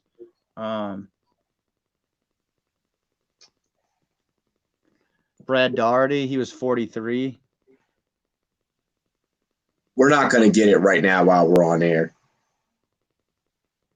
Yeah, we'll think about it like as soon as we finish. You'll be like, dude, I know. Oh my God, you did not just name drop DeJuan Wagner. Love the dude, but he was bad. He was bad as a pro. That dude was a high school phenom, though. But no, dude, no, for real though, like that's just you guys' history. Unless you have a pure all out stud, then that's not where you guys are going to be headed. I feel bad for Drummond, in all honesty. It's completely fucked for him. I don't know though, man. If we develop like we should, and in a way we stop playing this fucking college style bullshit like offense and take what the defense gives you. You have this weapon in Drummond now. You have floor spacing and stretch four capability with Love. Porter Jr. looks good. Chetty Osman can score for you in bunches. He's slept on, in my opinion, and Garland and Sexton continue to develop and play. And I think you would see a major difference in this team if Garland played the 1 and Sexton played the 2. A major difference. And yeah, we're gonna probably be shit this year. Get an early pick. Hopefully up there. Hey, maybe we have that lottery luck. Maybe we'll get number 1 overall. Like, definitely have to see. Shouts to the fantasy football show. Smitty jumping up in the chat. Appreciate it, Doug. Let's see here. What about Iggy? Iggy heading to Miami. He heading down to Miami.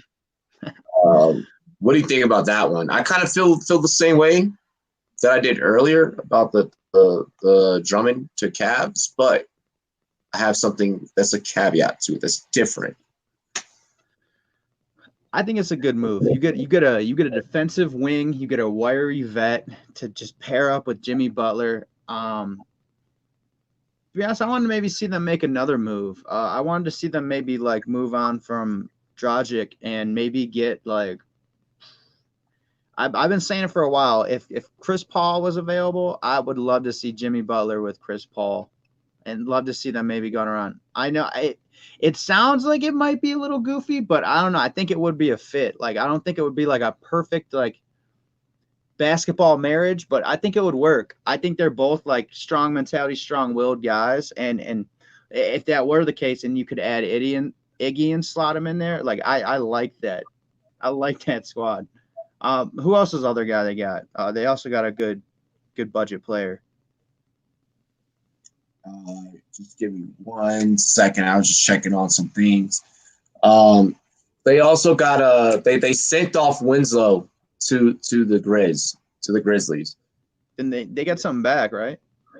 They got Iggy and 1 second here. By the way, the Thunder did not make any deals. I know that Danilo Gallinari was in trade talks. He did not move. Let's see here. They got Iggy and I think some draft picks as well. I thought they got another player too. Dion Waiters, I think. Yep. He's going back. He's got comfortability. That's Miami where to trade Justice Winslow, Dion Waiters, and James Johnson to Memphis for Andre Iguodala, Solomon Hill, and Jay Crowder. No, Jay Crowder. That's what I was gonna say. Having Jay Crowder come off the bench, having Iggy, that's 2 defensive guys. I'm not big on Jay Crowder, but he is a good defensive player, and he'll get you some buckets if needed. I like that. No, I gotta take agreement with you there. I like Crowder coming off the bench. I like the pickup of Hill. Miami, honestly, in that deal got stronger. I know I made the joke at the beginning of the show about protect your chicken. The quote from Marshawn Lynch. What Iggy did truly protected his chicken. He sat out, did not want to play with Memphis, yada, yada, yada. Now he's getting his money, he's getting his bag. He is not getting what he wanted. I feel like what the respect that Andre Drummond should have been given. Hey, bro, you've been contributing to this to the game, to the sport, to the league. Let's at least send you to a team that's somewhat on your radar. I don't think that Cleveland was nowhere near the fuck on his radar. I felt like Memphis didn't really want to help out either of the LA teams, none of the California teams in any shape, form, or fashion. So they made the decision that they made, and they kept them in the fucking East. They sent them to Miami. You want to go somewhere warm, motherfucker? Here. You deserve at least that much respect, so we're going to give you that. And I think that that's what Memphis did in this trade, was at least give Iggy some sort of respect. But I feel like Iggy still, as a player, did not get to control his destiny. And maybe we're trying to get more out of that in the NBA of players control. And now we're starting to see GMs and owners act more so of having control. My biggest gripe between the NFL and the NBA is that the NFL does not let the players have enough control, and the NBA, the players have too much control. So maybe this is the NBA trying to figure out a soft spot before anyone else figures out this fucking soft spot, you know? Yeah.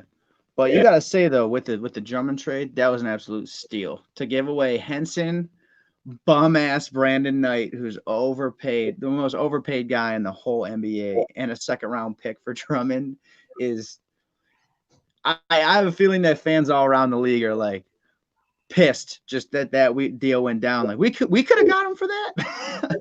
You're a fucking Detroit sports fan right now, right? Oh, you're heated. You're heated. Your Lions suck, and they're getting ready to probably move on from Stafford. Okay. And big play Slade, your best corner, is not happy for the Lions. So there's that. That's the first thing in football. Mm-hmm. The Pistons just got rid of Andre Drummond. So you're probably sitting back fuming the fuck heavily over that. The Red Wings are completely ass. The entire Red Wings team has as many fucking goals as Alex Ovechkin of my Washington Capitals. So you're pissed about that if you're a Detroit fan there. The Tigers have not done shit, which are about to get into MLB. So you're pissed about that.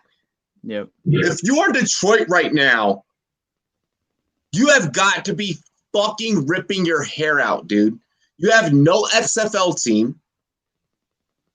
So you can't even revert back to that. At least as a DC sports fan, I'm like, we got the Defenders.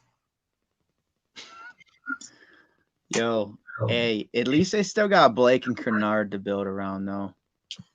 And that was mentioned in the chat, but I'm not buying that.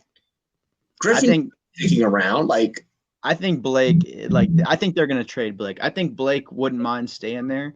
Like that man played hurt. Like he played with his shit fucked up because he wanted to win. Like he's a team guy. I think he loves anywhere he goes. But I think they'll end up trying to get maximum value for him. Hey, and if you want, call the Cavs. I'll take Kennard and Blake Griffin for K-Love and a pick. I shit you not. Detroit right now is Atlanta. Detroit right now is Atlanta. Yeah, but still, I mean, the Lions, like, yeah, they had a letdown year. They had a bad year, but they do got quite a bit of young talent. Like, I kind of had them going in the year as like a sleeper team. Not necessarily a sleeper team to like make the playoffs or like have like a great season, but like I viewed them as a team that was like nitty gritty and tough, and that would be in games late. Like I thought they would have a lot of narrow losses. Like I said, over the dude, if I was a Detroit sports fan, if I was an Atlanta sports fan, I'd be peace out. Mm-hmm. Peace out. I'm just putting that out there, bro. Amy and more, thank you for joining the live stream. Welcome, welcome, welcome. We are also live on Spotify, Google, Apple Podcasts as well. We are live on Sportscaster and YouTube for our live streams, as well as rumboys.com. Sign up if you haven't already. Hey, yo, you ready to get ratchet? Oh, what are we doing? All right. So what is you wait? Well, let's first do one more serious NBA topic, and let me bring it back. One more NBA trade deadline. D'Lo to the T-Wolves. How do you feel? I feel like D'Lo is just getting passed around, and that's really just the way I feel. He is, man. It sucks that the dude. I mean, I know, like, you know, history, like social media and stuff. He was a good kid. I'm an Ohio State fan. He was a good kid with the Buckeyes. But he played himself. He got himself into trouble. He became untrustworthy in a locker room around teammates and grown men, and that's never good. 4 teams in his career so far, that's kind of fucked up. But he messed up the guy code. Oh yeah. I mean, he snitched. Like let my man's let Swaggy P do what Swaggy P was doing. I get the whole Iggy Azalea thing. I get that you want to try and shoot your shot. You're gonna get passed around from team to team, and that's just the way it's gonna be from here on out. Like, no one's really trusting you. No one's really fucking with you like that, D'Lo. Yeah, and that's how, like, you know, like, you've been in locker, like, you played shit. Like, if you can't trust a guy, it's pretty much just business. It's just, no, you're on my team, but like, I don't really fuck with you on that level. Like, you know how it goes. You're always like kind of like got one eye on that type of person. Exactly, and that's the way I feel with D'Lo. That's the only thing. That's the only taste I have around D'Lo. Everyone wanted me to talk about it. That's really the only thing that I have to talk about it. To be honest, like, D'Lo's not about to have a super lucrative career, outside of money. And yeah, I'm not really. I don't like covering D'Lo. Yeah. All right, I gotta ask, like, while we're on the subject, what do you think about the fit? What do you think about Wiggins in Golden State with that team, and what do you think about D'Lo with Cat? They're coming back. So Golden State is coming back with that. So when I saw Wiggins go there, I was like, all right, we saw Steph Curry during warm-ups. If Klay Thompson comes back, they're going to keep the Splash Bros together. All right, they're coming back. All right, so Lakers got to get this year. And that's immediately what I started thinking. Wiggins to the Golden State Warriors, that's an automatic bounce back type of team. And I'm gonna just keep that thing all the way 100. I don't need to hype up Golden State fans, but I'm gonna say this to the Golden State fans that were doubting them during this tough, tumultuous time. You're not real fans. Take it from a Lakers fan that went through the tough times and stuck around. If you weren't a real fan, don't try and come back now. That's what I really want to say about the Wiggins trade, and that's the only thought process that I had to sum that up. Yeah, dude. With them moving to that new arena, it's a lot of fair weather and like just like rich people that are just going to the games for like an image, like type thing. It's not like the true fans. It's not the Bay Area fans of the Warriors, and that Bay Area fan base is loyal as hell. This like new fan base, San Francisco fan base, is like, I don't know. It's just different. Like the true hardcores are staying at home and saving money and watching the shit on cable. The flighty rich don't really care. They just are kind of trying to keep up and like put out an image and like just go out there and fucking stunt are the ones that are actually attending the games at the arena. It's why you saw them like walk out, or like you see their attendance so low. It's just, but I kind of have the Warriors didn't have a real fucking fan base to begin with. No, like, do Bay Area fans, though, like true Warriors fans, like of the past, those are loyal, dedicated fans to that team. They were so bad for so long. I agree with Sir Cardinal right here. What do you say? Curry, Thompson, Green, Wiggins, maybe Wiseman. This could be great for Wiggins. Change of an area code could be huge for him. See, bro, like I don't know, man. Like, like basketball is like my game, like my favorite sport. Like there's certain things that I think they're gonna work. There's certain schemes and fits and flows of offense that I think will work out. And I'm not gonna lie, this is one that I'm like, I don't really like it. Wiggins hasn't really became the guy that we all thought he would be. He hasn't been that scorer. He hasn't been consistent. Wiggins is the guy that'll get you, he'll get you 18, 20, 25 one game, and then he'll get you 6, and he'll be freaking terrible, dude. Shoot a bad average, be missing free, be doing fucked up shit, have hella turnovers. But so check this really quick. I think that you're onto something. I'm sorry to cut you off, but I think that you're onto something. I don't think that the fit's gonna be good, dude. I like just knowing what I know about the game. I knowing what I know about the high-powered offense that they have and how it flows. This dude literally ranks 193rd in the NBA in efficiency stats. But let's combine your take, right, with a little bit of this magic here. What if all he needed to be elite at this level was to be around a Curry and a Thompson? I don't know, man. Just like points. Like I'll cycle it through. Like, I'm a person about 360 perspective and looking at everything in different lenses and different frames. But I'll run it through my shit. But just looking at it right now, like I just like the vibes that I'm feeling, that gut feeling. I just don't think it's gonna work out. Like I said, the terrible efficiency rating. I know he's like close to like dead last in the NBA for that. And Clay and Curry are like the two most efficient shooters, most efficient guys in the NBA. Like they're a top 10 guy every year. And in the past couple years, like when the offense has become a little stagnant, like Draymond is not known as a guy that's gonna fill up the stat sheet with points. He's gonna play good defense and get nitty-gritty rebounds and even be involved in some of the passing game and the flow of the offense. Like he's kind of like the middleman. He doesn't get a lot of assists, but he's involved in a lot of plays. He gets his hand on a majority of plays, on a lot of those flowy, like get a shot for somebody else type plays. And I just see Wiggins either not being efficient or doing goofy shit, tripping over his feet, turning the ball over, and frustrating them guys. I just really say I think it would be better if they should have tried to get Iggy back. They shouldn't have even let Iggy walk. I know there might be issues with the medical staff and Iggy. No. I agree with that. No, Iggy should have never been allowed to walk. No. Even though Iggy doesn't have the scoring, like he has the defense, he has camaraderie, he knows the flow, he knows what to do, he knows what not to do with those guys. Just to me, Wiggins seems like the guy that's gonna, like, 1 out of 3 games, some guys are gonna love him, and the other 2, they're gonna be like, what the fuck? Sometimes, like, really, that's how I feel about this whole trade. And I'm one of the only ones that think that it's gonna be kind of just like a forced, goofy, failed marriage.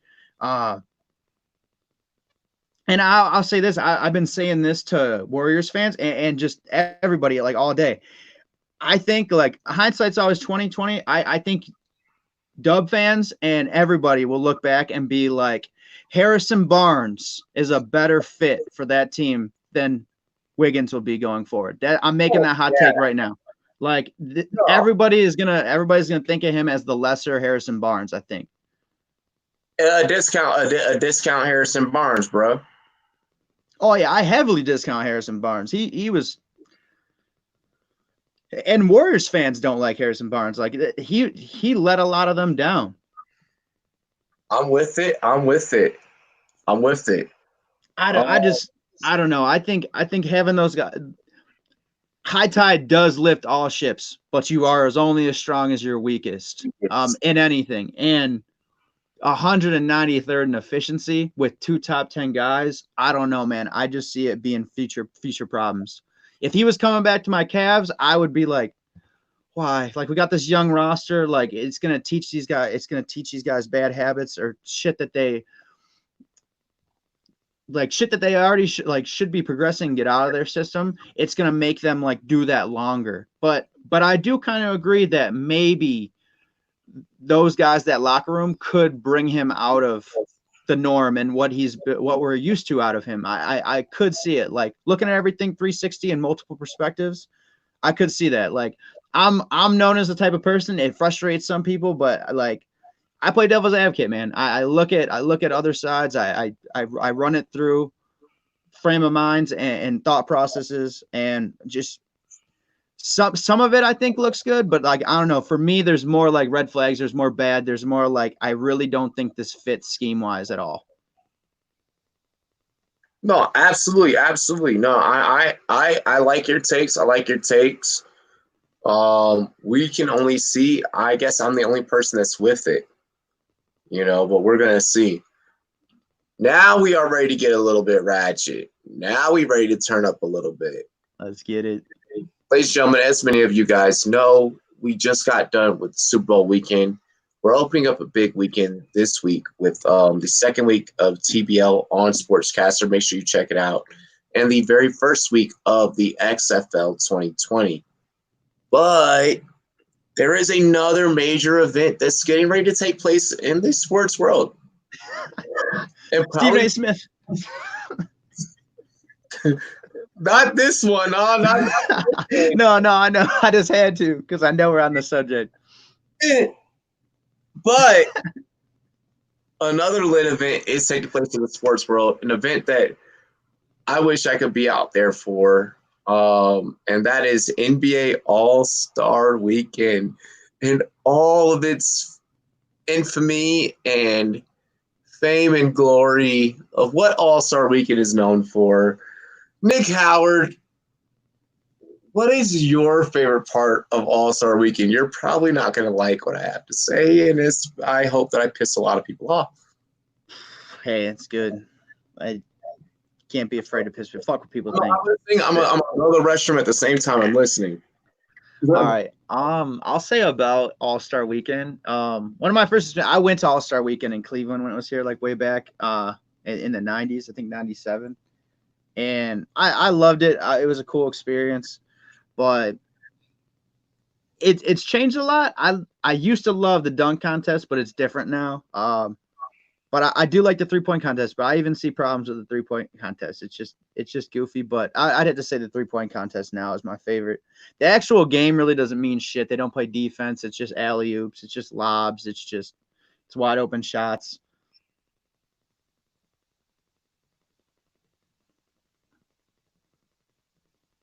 Where are you at with it, Bobby? Or Robbie?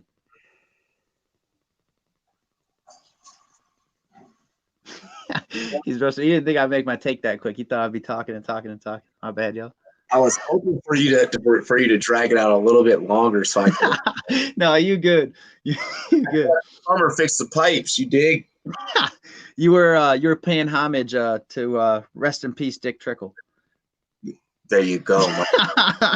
Oh, for real though, off the rip. For those of y'all that are wanting play-by-play tonight, give me a little bit to get my batteries recharged before I dive right into play-by-play. I saw a comment earlier. It was like, I hope I get play-by-play tonight. I'm like, give me just a little bit. Give me a hot minute so I can dive right back into that.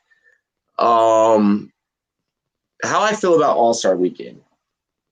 The things that you enjoyed in 97 are not things that I look forward to in All-Star Weekend as a 28, almost 29-year-old adult right now. Mm-hmm. All-Star Weekend, please come to Colorado, come to Denver. I would love to indulge in all of you and your ratchetness. Okay? We spoke about Super Bowl weekend earlier in this show. But goddamn, there is something special about NBA All-Star Weekend. Look, I think everyone knows what the fuck I'm talking about right about now at this point. And that is all the adult activities that take place throughout the weekend, okay? That is right. The liquor, the Henny, the festivities of which money may be thrown in the air and may hit a ground. The festivities of black barbecue and all things excellent. Bro, you did not say barbecue. The festivities of celebrities that you just never knew that you'd ever see, just randomly walking around, and then it's like, yo, what's good? And they're like, party here. And now you are stuck somewhere the fuck that you have no business being. Those are my things I look forward to an All-Star Weekend. Me and Ty Boogie had a plan that we were going to go and experience All-Star Weekend this year together. Of course, I mean, I could hit him up, but then it's like, who the fuck is going to be here to actually cover the All-Star game? Maybe we can make a vlog from Chicago this year. Ooh, that would be fucking tight. I didn't know you were going to say that. Obviously, I'd be down, and I'm totally into the fucking festivities, the drinking, kiki haha, and the barbecues. But talk about Nick. Hey, I didn't know where you're going down. I should have known, dog. When I ask, what is your favorite part? Like, what is your favorite part of the Super Bowl? What is your favorite part about March Madness? What is your favorite part about All-Star Weekend? I'm usually talking about why the rum is always gone. No, I said something about tequila in the chat, and Nick said tequila's good, but don't drink it with a woman. That's all bad. Oh, or with a worm. Oh, I thought he said with a woman. I was gonna say you always drink tequila with a lady. Oh. That's always bound to be a good night. Make sure you find one of those life ruiner like Latinas we were talking about though. I love it. No, but like of the real festivities, like the real All-Star game, real All-Star weekend. What do you like? You with me? You think the dunk contest changed a lot? It's not as good anymore. And the dunk contest is kind of boring.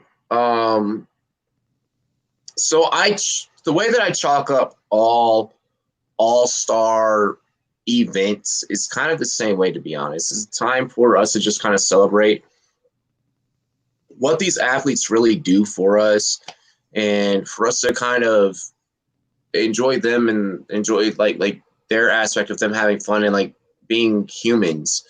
It's the one weekend where we actually get to see them be humans. Mm-hmm. And I'm okay with getting that experience and receiving that experience. I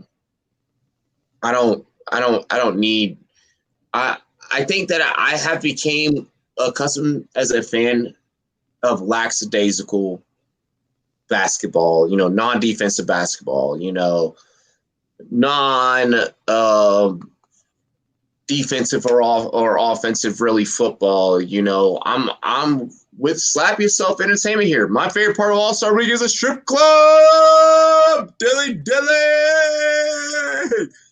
I'm with that shit.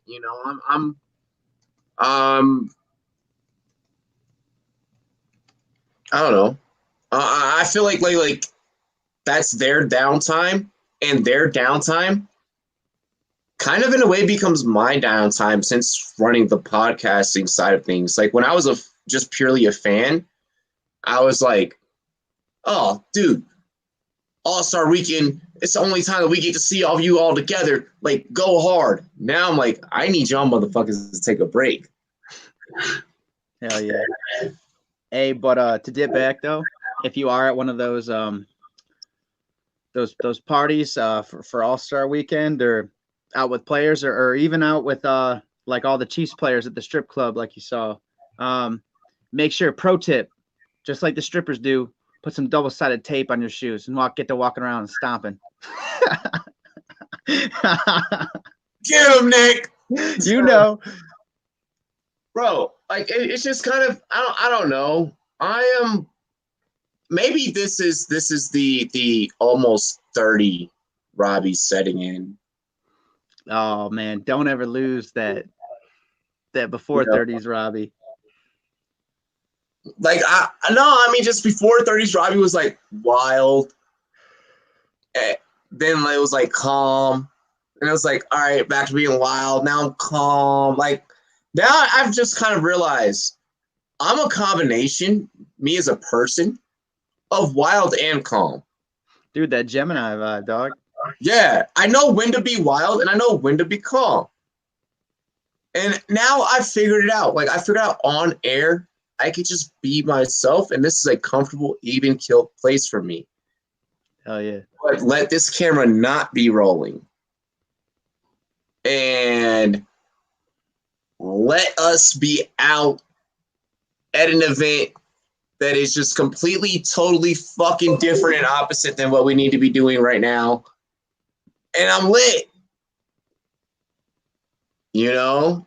He's like, Robbie doesn't look 30. His hairline is still there. Yo, my family, we do really good about that. We take care of that. Yo, and another plug. Roman wipes. Get you some. Roman White. Oh my gosh. But no, let's talk about the next topic because like we pretty much like I feel like that topic of what you enjoy the most about All-Star Weekend, that ties into life. Yeah. Like you're only as old as you feel. Yo, and to dip back, I was talking about the dunk contest.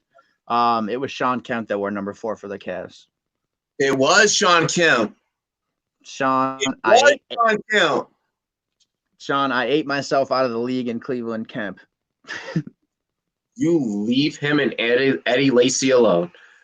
Bro, he did though. Cleveland food, dude, it's tough, dude. There's so much good food. It's comfort food everywhere. And I swear it's like Irish and like ethnic, like European food in fucking Italian, like family barbecue portions, dog. It's hard to fucking be on. It's hard for me to even be a nutritionist here, dude. You don't know how many people fucking like to eat. It's just places like, you know, Cleveland or like even where I'm from in Virginia. It's just a vibe, bro. It's just a vibe. It's, you know, maybe you find a spot where it's not a whole lot popping, but that food is really good, and that just becomes a spot. And now you're there at that spot. Mm-hmm. You know, it happens. It happens. And Sean Kemp even said, man, like he became weak for Cleveland area food. Yo, I love this comment right here by Rum Boys Combat about Cleveland. Also, the Scotch selection sucks at bars. Don't worry, the Rum House, the Rum Mansion is coming.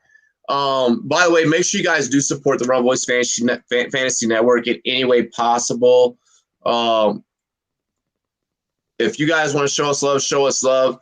We are. I want to honestly make it possible to where we can get everyone in one location, have a full-on Rum Boys 24/7 operation, have a full-on 24/7 operating studio, and I'm ready to start getting to the point to where we can take care of each other around this bitch and everyone really eating.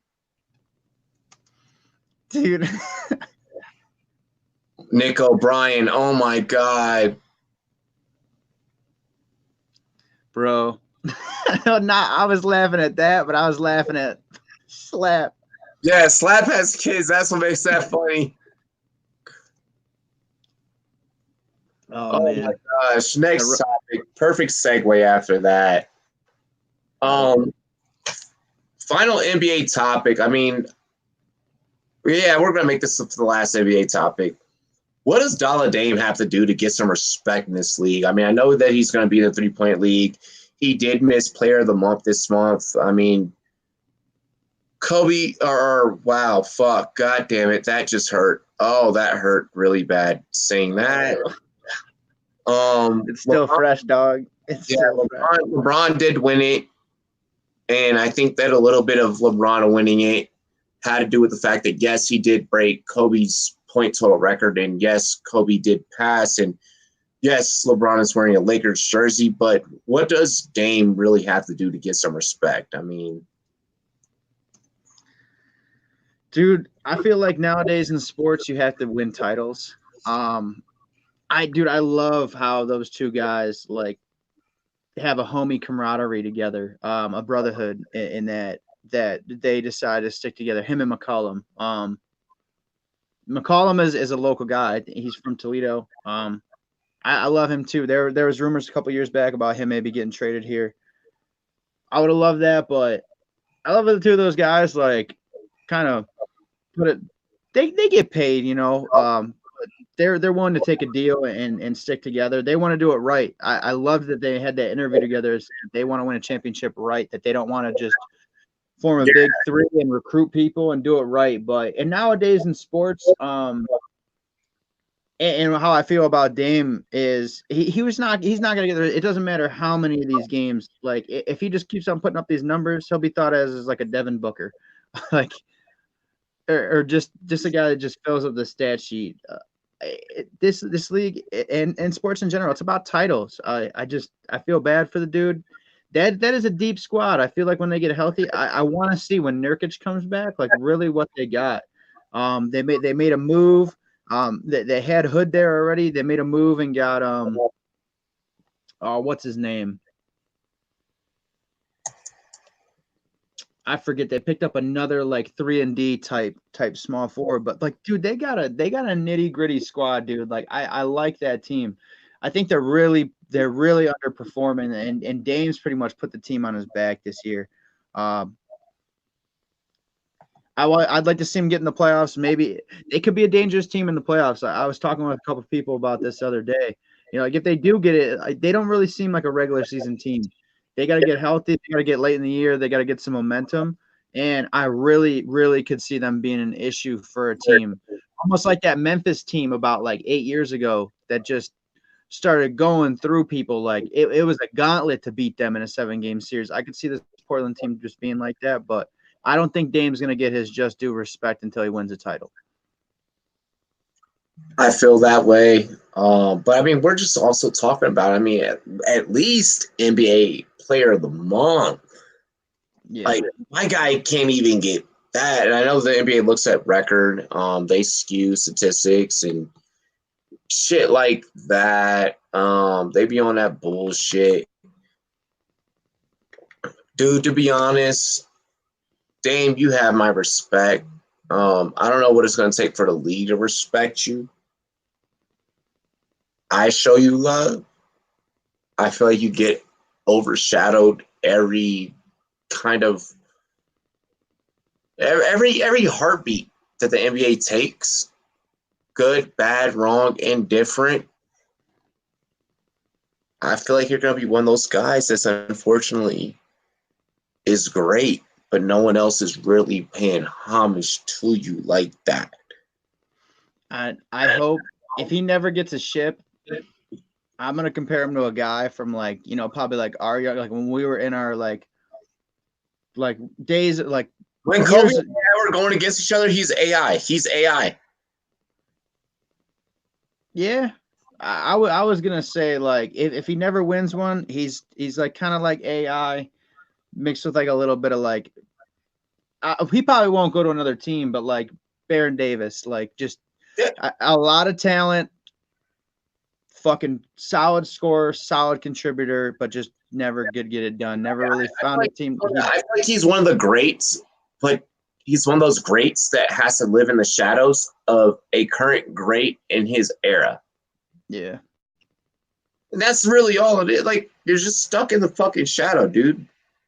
Oh yeah, if we had Dame like after LeBron's out and maybe like that, like, you know, maybe Luka's that guy, maybe Giannis ain't that guy, maybe Curry like didn't even end up being Curry. If he was like, if his career was like prolonged 10 years, if his adolescence was for 10 years longer, he would be the guy in 10 years. He's a diamond buried in the rough. He's a diamond and you gotta like this beach background that's in the background. You need to fucking dig through this shit. And you need to fucking figure it the fuck out and find them. Yep. Yeah, dude. It's like we talked about like we always talk about, you know, sometimes like personal development, like mentality, like stuff like that. That stuff's big with me. Like, you know, my motto: no matter where you go, find yourself there. I always talk about that theoretical field of shit. You know, Dame's that diamond out there in that field of shit. You know how to talk that shit, brother. And not a lot of people go out finding that motherfucker. Dame is that type of guy. But you talk that shit, and you did it very well. I like that you just used that metaphor. Hell yeah. Oh, but the guy I was forgetting, man, the 3-and-D guy that they picked up, Trevor Ariza, like I think he's a solid contributor for. They got Melo there too. Like that's a deep squad, man. I really think that they could give some people some trouble. Nurkic comes back, they're healthy. Whiteside's fucking been playing real good. I think that team could be a gauntlet type squad in a 7-game series in the playoffs. I dig it. I dig it. I dig it. I dig it. Is he Gary Payton like in how he has been forgotten? Oh no. Gary Payton's never forgotten. That's a glove. That's No. Love Gary Payton, dude. One of my favorite players ever. Yeah, we're never gonna disrespect Payton. I got a Payton Lakers jersey. I'm never gonna disrespect Payton. And I ended up with that Lakers jersey on accident because I went looking for a Payton Sonics jersey. Getting into the MLB though, I know we're gonna get into who the biggest snub was. I mean, everyone has varying different opinions with the All-Star ship for the NBA. We may circumvent back to that, but for the sake of the show, Mookie Betts and David Price are now LA Dodgers, bro. Now, me as a baseball fan, the Nationals are my first favorite team, but the Dodgers, very, very, very, very, very, very close second. I mean, like, we know that LA is home. LA is everything for me. I grew up 8 years in Los Angeles. Shout out to the whole city of LA. LA strong, baby. That's what we represent. What do you think about the Dodgers right now? I like it, man. Like that's already a. I love it. We talked about, if Houston, didn't cheat, like you could say that they probably could have won that series. Yeah. That's a talented fucking team, man. And for the longest, I did feel like they were cursed and they made some fucking bad moves. Like thinking back, like Adrian Gonzalez trade, just like what the fuck. But I love their squad and picking up Mookie is big, dude. Like Mookie, Jock, dude. But not only that, no, Jock Peterson went to the fucking Angels, bro. Oh yeah, that's right. Yeah, I heard about that. Dude, so the Angels. So here's what I'm thinking, right? I'm sorry that I interrupted, and that was so fucking rude. Oh, dude, you're cool. But I think the Angels now become the team to beat in California. Yeah, and they were the laughing stock too, man. Like exactly. Forget all of baseball. You're gonna have Trout, Tanu, Rendon, and then fucking Jock. Yeah, that's a slick fucking nucleus right there. Anyone that is betting, look for the Angels of Anaheim. Bro, so that bad bitch this year. And like I'm not like I don't hop on bandwagon. Like I'm a Indians fan. My second team in baseball because of Griffey is the Mariners. I watch the Mariners sometimes. Like they make me cringe though because it's either a strikeout, a home run, or a fucking ground out to first. Right. But that team's had its issues. But I like old school team. Like I got a lot of hats. I got a problem with hats. With that squad, man, I'm pumped to buy an old LA Angels CA logo hat and fucking rock that shit this year. That Angels squad plus that Dodgers squad look like the two most dangerous squads heading out this year. Listen, I'm a Nationals fan. We all know this. We all respect this. We all love this on this channel. But the championship this year for the World Series, bet it on the Angels. Bet it on the Dodgers. But that championship this year, that World Series, is going back to Cali. I think the Angels have a legitimate shot, man. Dude, the Angels have probably one of the most nastiest shots. I think that with what their batting lineup, if they're pitching. See, the Dodgers have something unique. in what just happened. When Clayton Kershaw fails you, David Price. But if the Angels can hang on with their bullpen and really get it going, we're talking about some guys that are really about to fucking whoop ass at the bats. And I have a feeling that the bats this year are always going to be awake for the Angels. Mm-hmm. Now, maybe because Anaheim is closer to LA, you know. So I mean, there's I don't know, but I'm excited for LA baseball. I'm excited for California baseball as its entirety this year. Yeah, yo, and that Kluber trade for my tribe pissed me off, man. I heard last year there were talks about Jock for Kluber. That Kluber trade kind of pissed me off, but he is about done. His arm's about shot. Yeah, no, I felt like Kluber was going to move. He didn't move. So I believe, right? Didn't he? Wait, no, didn't he go to Minnesota? No, I heard talks about him to Minnesota. No, we traded him. Fuck. I fucking already forgot. I know we got fucking Delano DeShields or something for him, and a prospect. I forget with who, but I'm saying this now. I fucking swear, if we trade Clevenger or fucking Lindor, I'm gonna be so pissed. I feel it, and you should be as a fucking Indians fan. You should be upset about anything that happens for you and your city, sports wide, at the given moment.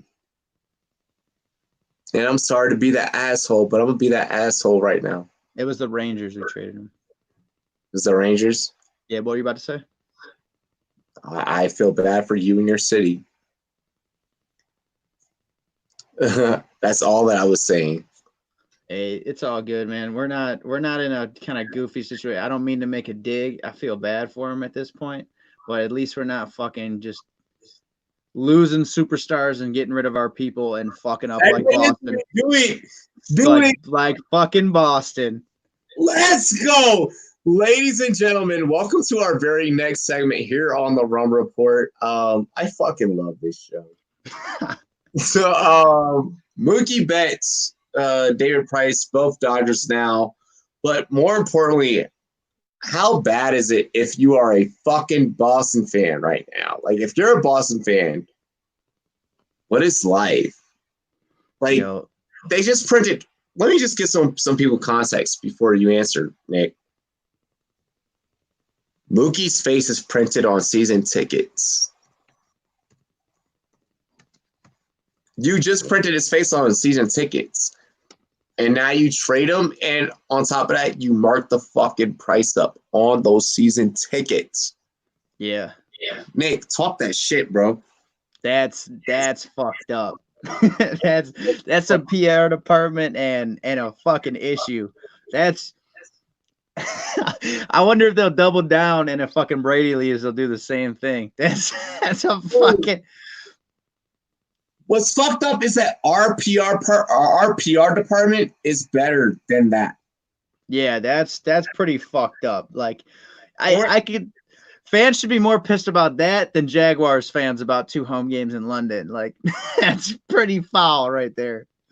I'd be pissed. Like, I'll take the extra 2 games in fucking London. Yeah. I'm about to spend this grip, and you're about to fucking do some foul shit. And I got to look at this dude's mug on my tickets if I ever print them out. And you're supposedly America's pastime? Baseball, no. You're fucking up bad. No, they're past time. Like I don't know. I think you're about to see the roller coaster of Boston sports finally be shut down for maintenance for a little bit. Dude, that'd be so lit. That would be fucking lit, dude. Yeah. I'm with you, dog.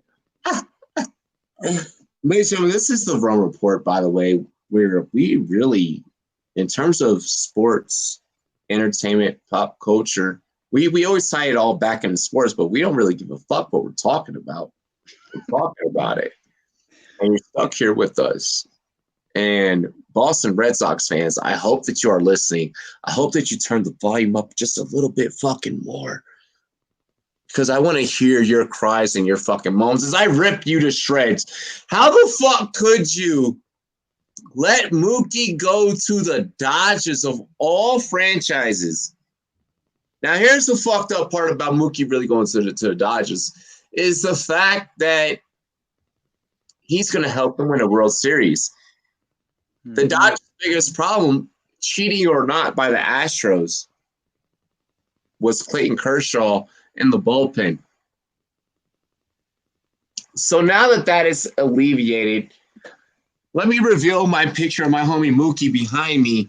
Hey, Mookie! Hey, Mookie! You ready to get that money? You ready to get that money, boo-boo? Let's get paid, motherfucker. Let's go. Cheers to me. Cheers to you. All the Rum Boys and Girls want to do. Dilly. Mookie, man. Mookie, look at J-Lo's ass for a little bit really quick while I wrap up this show. Mookie might be looking forward to a pennant, homie. Mookie's going to get a new pennant. He's going to get it with the Dodgers. Boston, you fucking suck. Boston, you fail again. You fail, and you fail time and time again. It's going to be a while before you get another World Series. I get that you've been filling yourselves since the whole Babe Ruth curse has been snapped. But let's send you back to 2004. Let's bring those temperaments down. I know that you had truth since then. Yo. Let's go in the time machine and remember when you fucking sucked for years. Yo, they had their fun, man. Now it's time for everybody else to eat. Exactly, dude. And I still stand pat. I think Brady's out. I think Brady's out. I think the whole fucking city of Boston is done. I don't want to fucking see Boston when I drive up 95.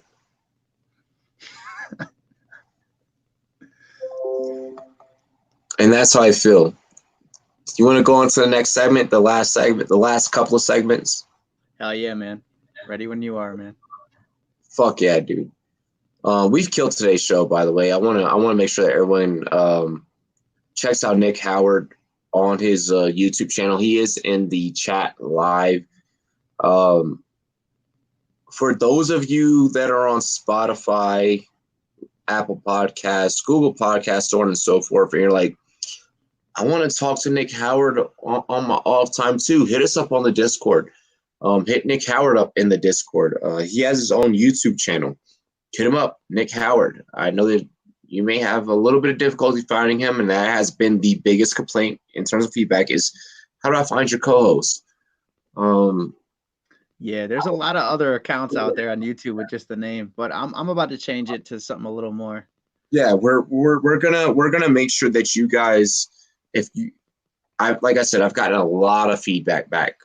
You are developing fans because of this one show alone. Yeah, and I appreciate the love and the shout out, man. No worries. Twitter, holla at the man. Y'all heard him. He appreciates it. He loves it. Y'all are the ones bitching the most, honestly.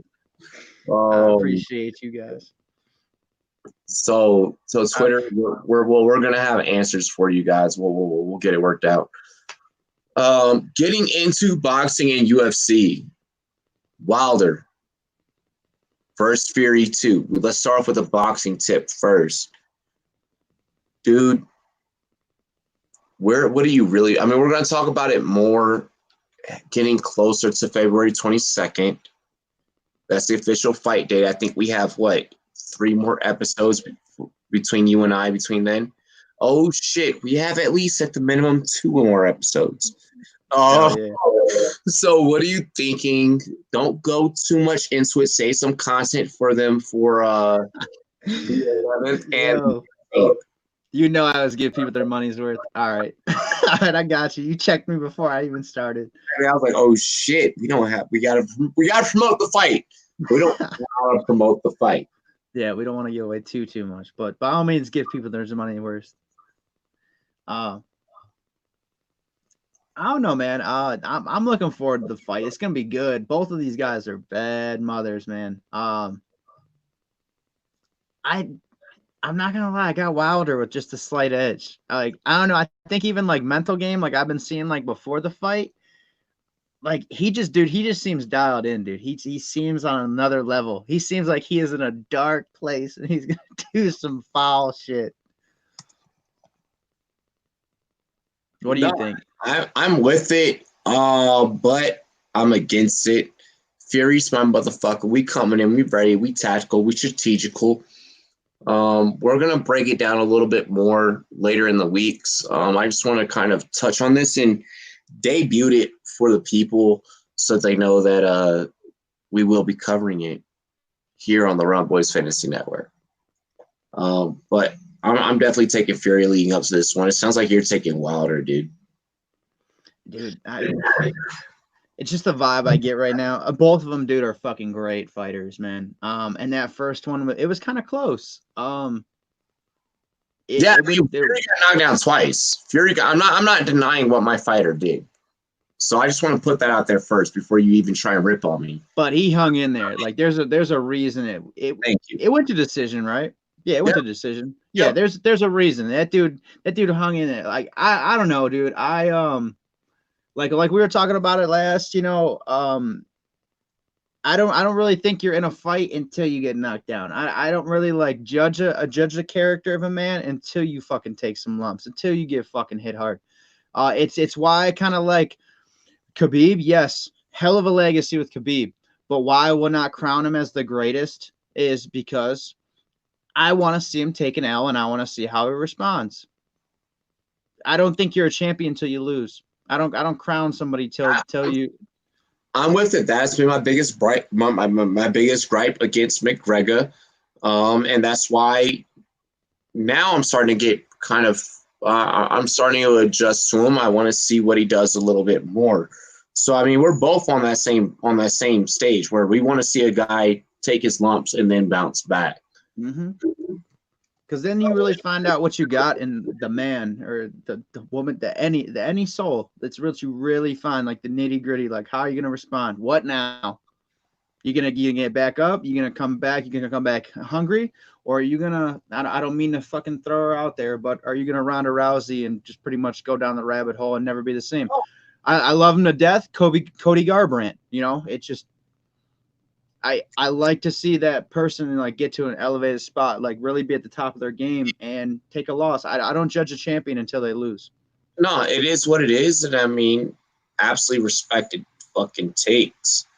We're going to talk more about that fight in the next couple of weeks here on this episode. We have episode 7 and episode 8 coming to you guys here in season 1 of the Rum Boys Fantasy Network, the Rum Report podcast.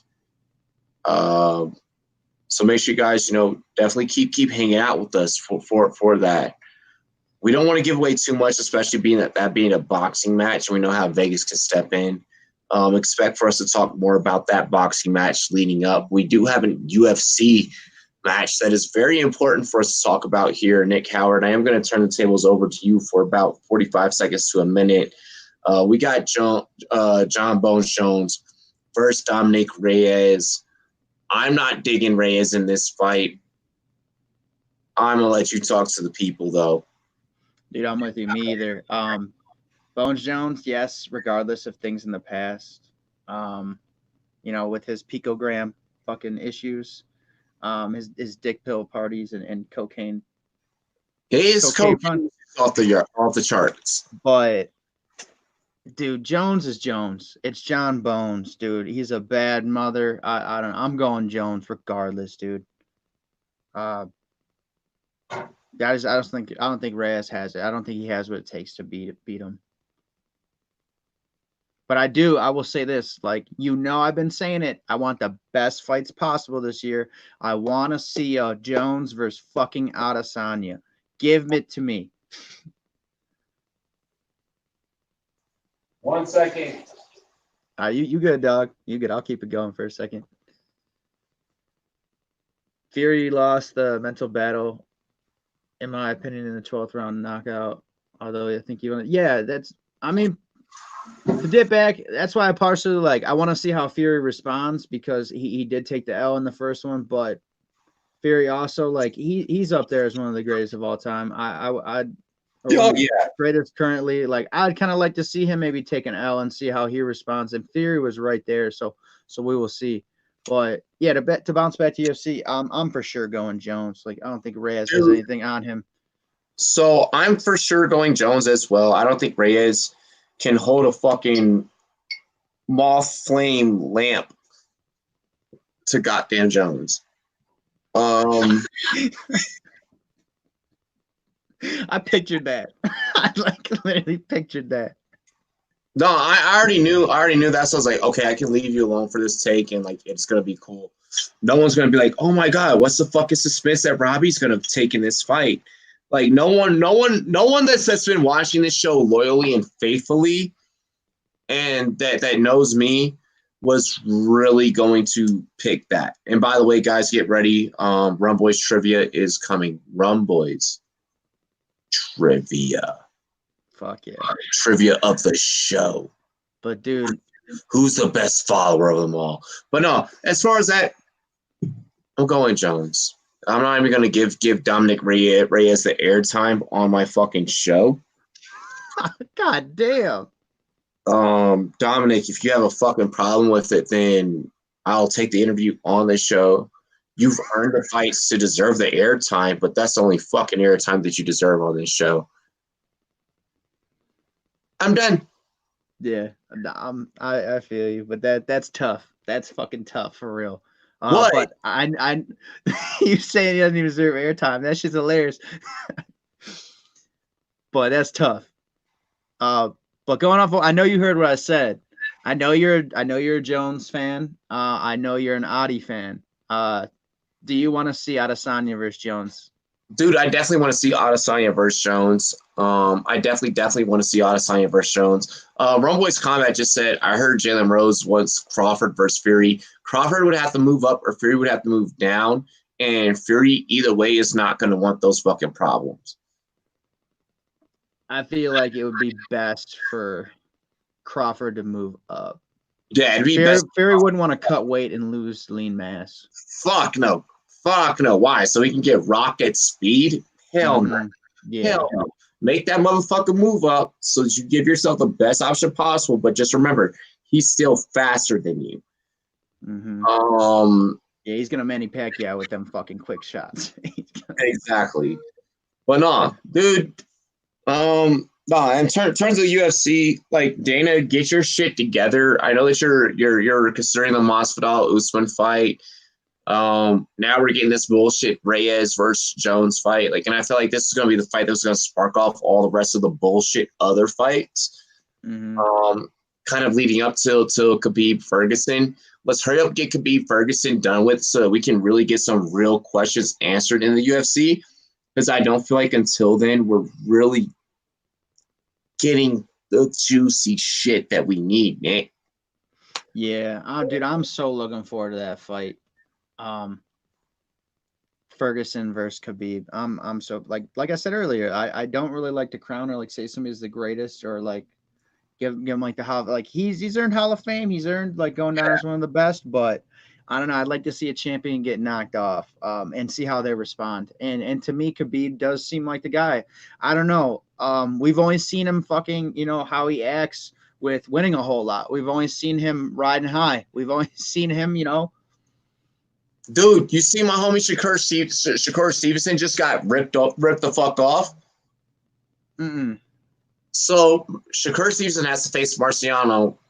Let me make sure I got everything correct. I believe it is Marciano, but yeah, dude, he's not getting the shake towards Vasily Lomachenko in boxing, of which he should. I feel like he should be moving up to fight Terrence Crawford or Lomachenko, either the fuck way. Shakur, I feel like it's pretty much is getting fucked by having to fight. I'm sorry, excuse me, Mariaga and Top Rank ESPN Boxing. It's a free fucking fight for Shakur in terms of Top Rank. He's not getting no pay-per-views, not getting anything off of it. I feel like Shakur's getting fucked in this fight, bro. That's pretty fucked. Where is he at with rank right now in his division?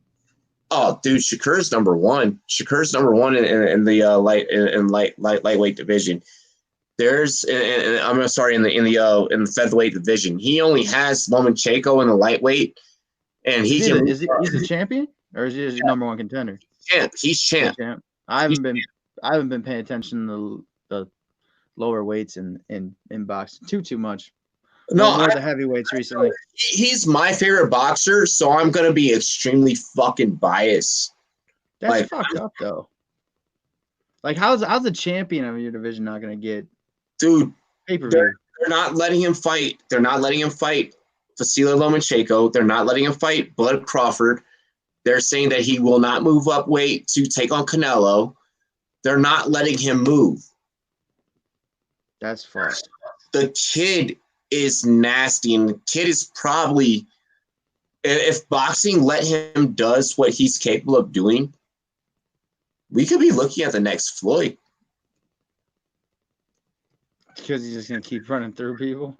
Dude, he's that fucking fast. Watch him on film. I'm not. You know me. I'm a film guy. I'm not making this the fuck up. Check out Shakur Stevenson on tape. Let the kid bang. Let the kid fucking fight. Let him take on. Let's go Lomachenko. Then let's move up. Let's go Crawford.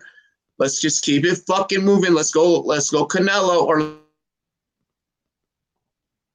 then Crawford. Let's just move. The kid can he can bang. It is what it is. I'll let his gold medals talk for him. I'll let his medals talk for him. You know, I'll let me and his tweets back and forth to each other on public talk for each other. I'm a champion. He's a champion. Look out for Shakur Stevenson, baby. Let's go. Oh yeah. No, but with the Khabib Ferguson though, dude, I'm really looking forward to. I think Khabib has a solid chance at Ferguson's a worthy opponent, dude. That's a bad mother. Did you see that? I think I dropped it on Discord the one day. The meme of the last 7 opponents Ferg faced and how fucked their faces are. Like, I think he's got a chance. Ferg is a crazy motherfucker. Like, when he gets his hands on you and he can do what he wants with you, most times he's gonna come out with it. But he's a fucking dog. He's a fucking dog. Yeah, he's got we talk about all fighters have that just that deep inside just that will that craziness that you gotta have to fucking do combat sports. But Ferg is just another level. Dude, he's look, I'm gonna be honest. He's the fucking boogeyman, dude. I love Ferg.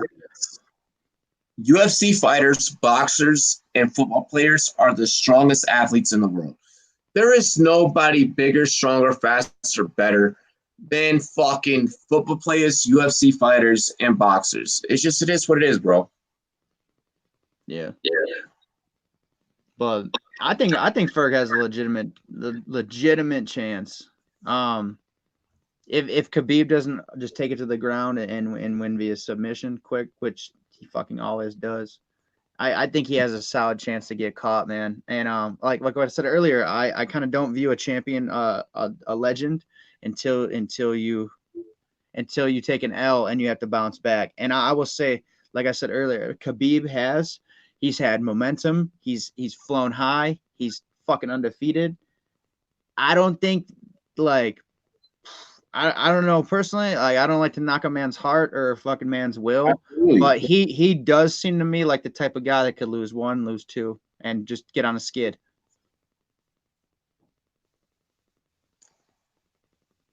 So I mean, we definitely have to see and see how that's gonna pan out. I feel you with Khabib, and you can see him as a guy being that could lose 1. I'm not seeing it yet. If there is one, this could be one. Lauryn Hill did make a song about it. got one final question to wrap up the show. Everyone's asking, no hockey on the Rum Report. We're going to discuss hockey on this closing question. Winning it all, Stanley Cup Finals, who do you got? Ooh. I don't know, man. That's tough. I'm not like totally into hockey. I don't really know a whole lot about it. Fully into hockey. I am going to go with my Capitals because we do have the best record in the NHL, and I know that much for a fact. So I don't want to go too deep into this because I know that neither of us are really big hockey guys. I know if we were to look at the standings right now, you got Boston leading the Atlantic. You got DC with the best record in hockey, leading the Metropolitan. You got the Blues leading the Western, the Western Conference in the Central, and then Vancouver leading things, in the Pacific. I mean, who do you got? Just say a name. Vancouver, Washington, Boston, St. Louis. Do you got the Dallas Stars? Maybe Edmonton, the Oilers? I don't think so. No. I mean, dude, I like being a Clevelander. I like the Jackets. But I don't know. I don't think they have it to beat your Caps. Tough,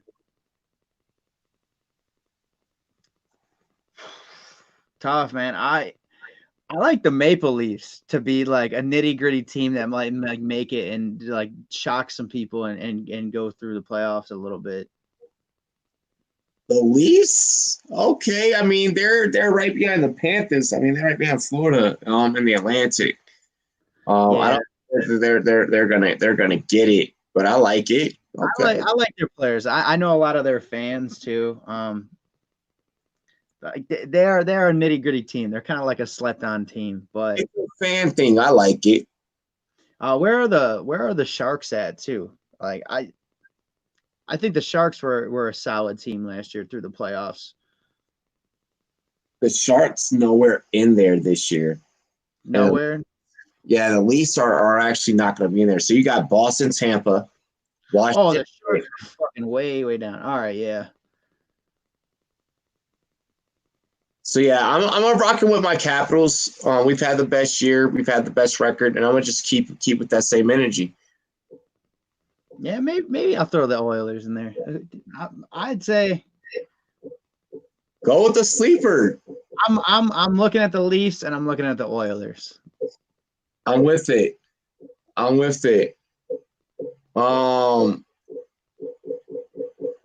hear that timer? Yeah, we're getting close. Yep.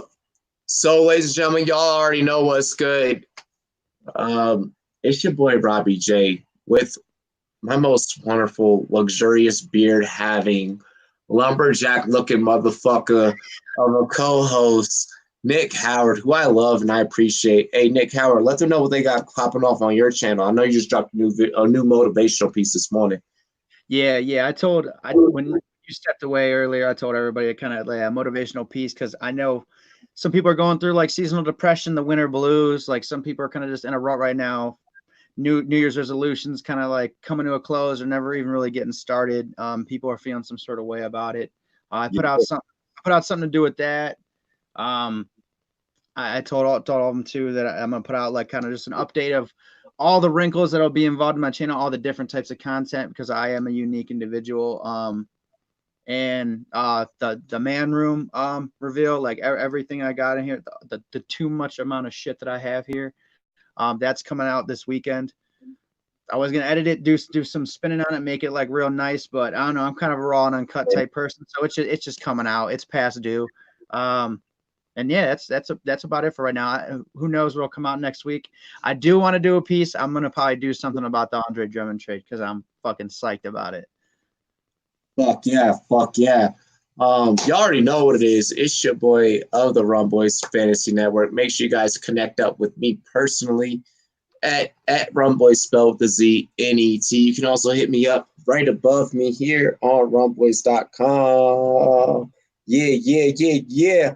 If you are listening to us on Spotify, Apple Podcasts, or Google Podcasts, I want you to go ahead and subscribe to us on YouTube. I want you to go ahead and sign up for us on rumboys.com. And I also want you to follow us on Sportscaster. If you have an iPhone, hit us up on the Apple iOS.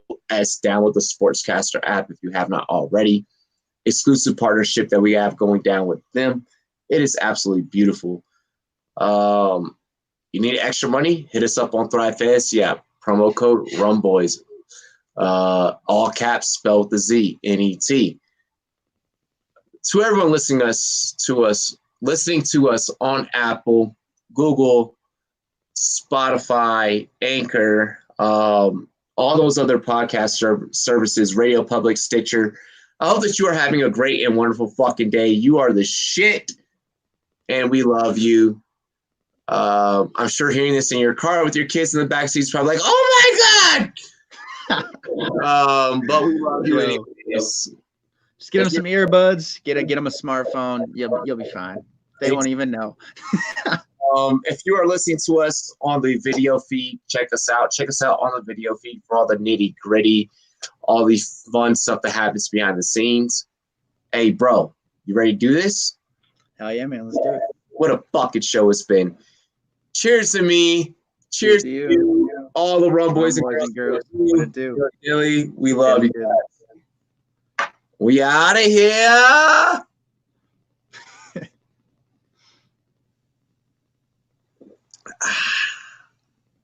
Chat.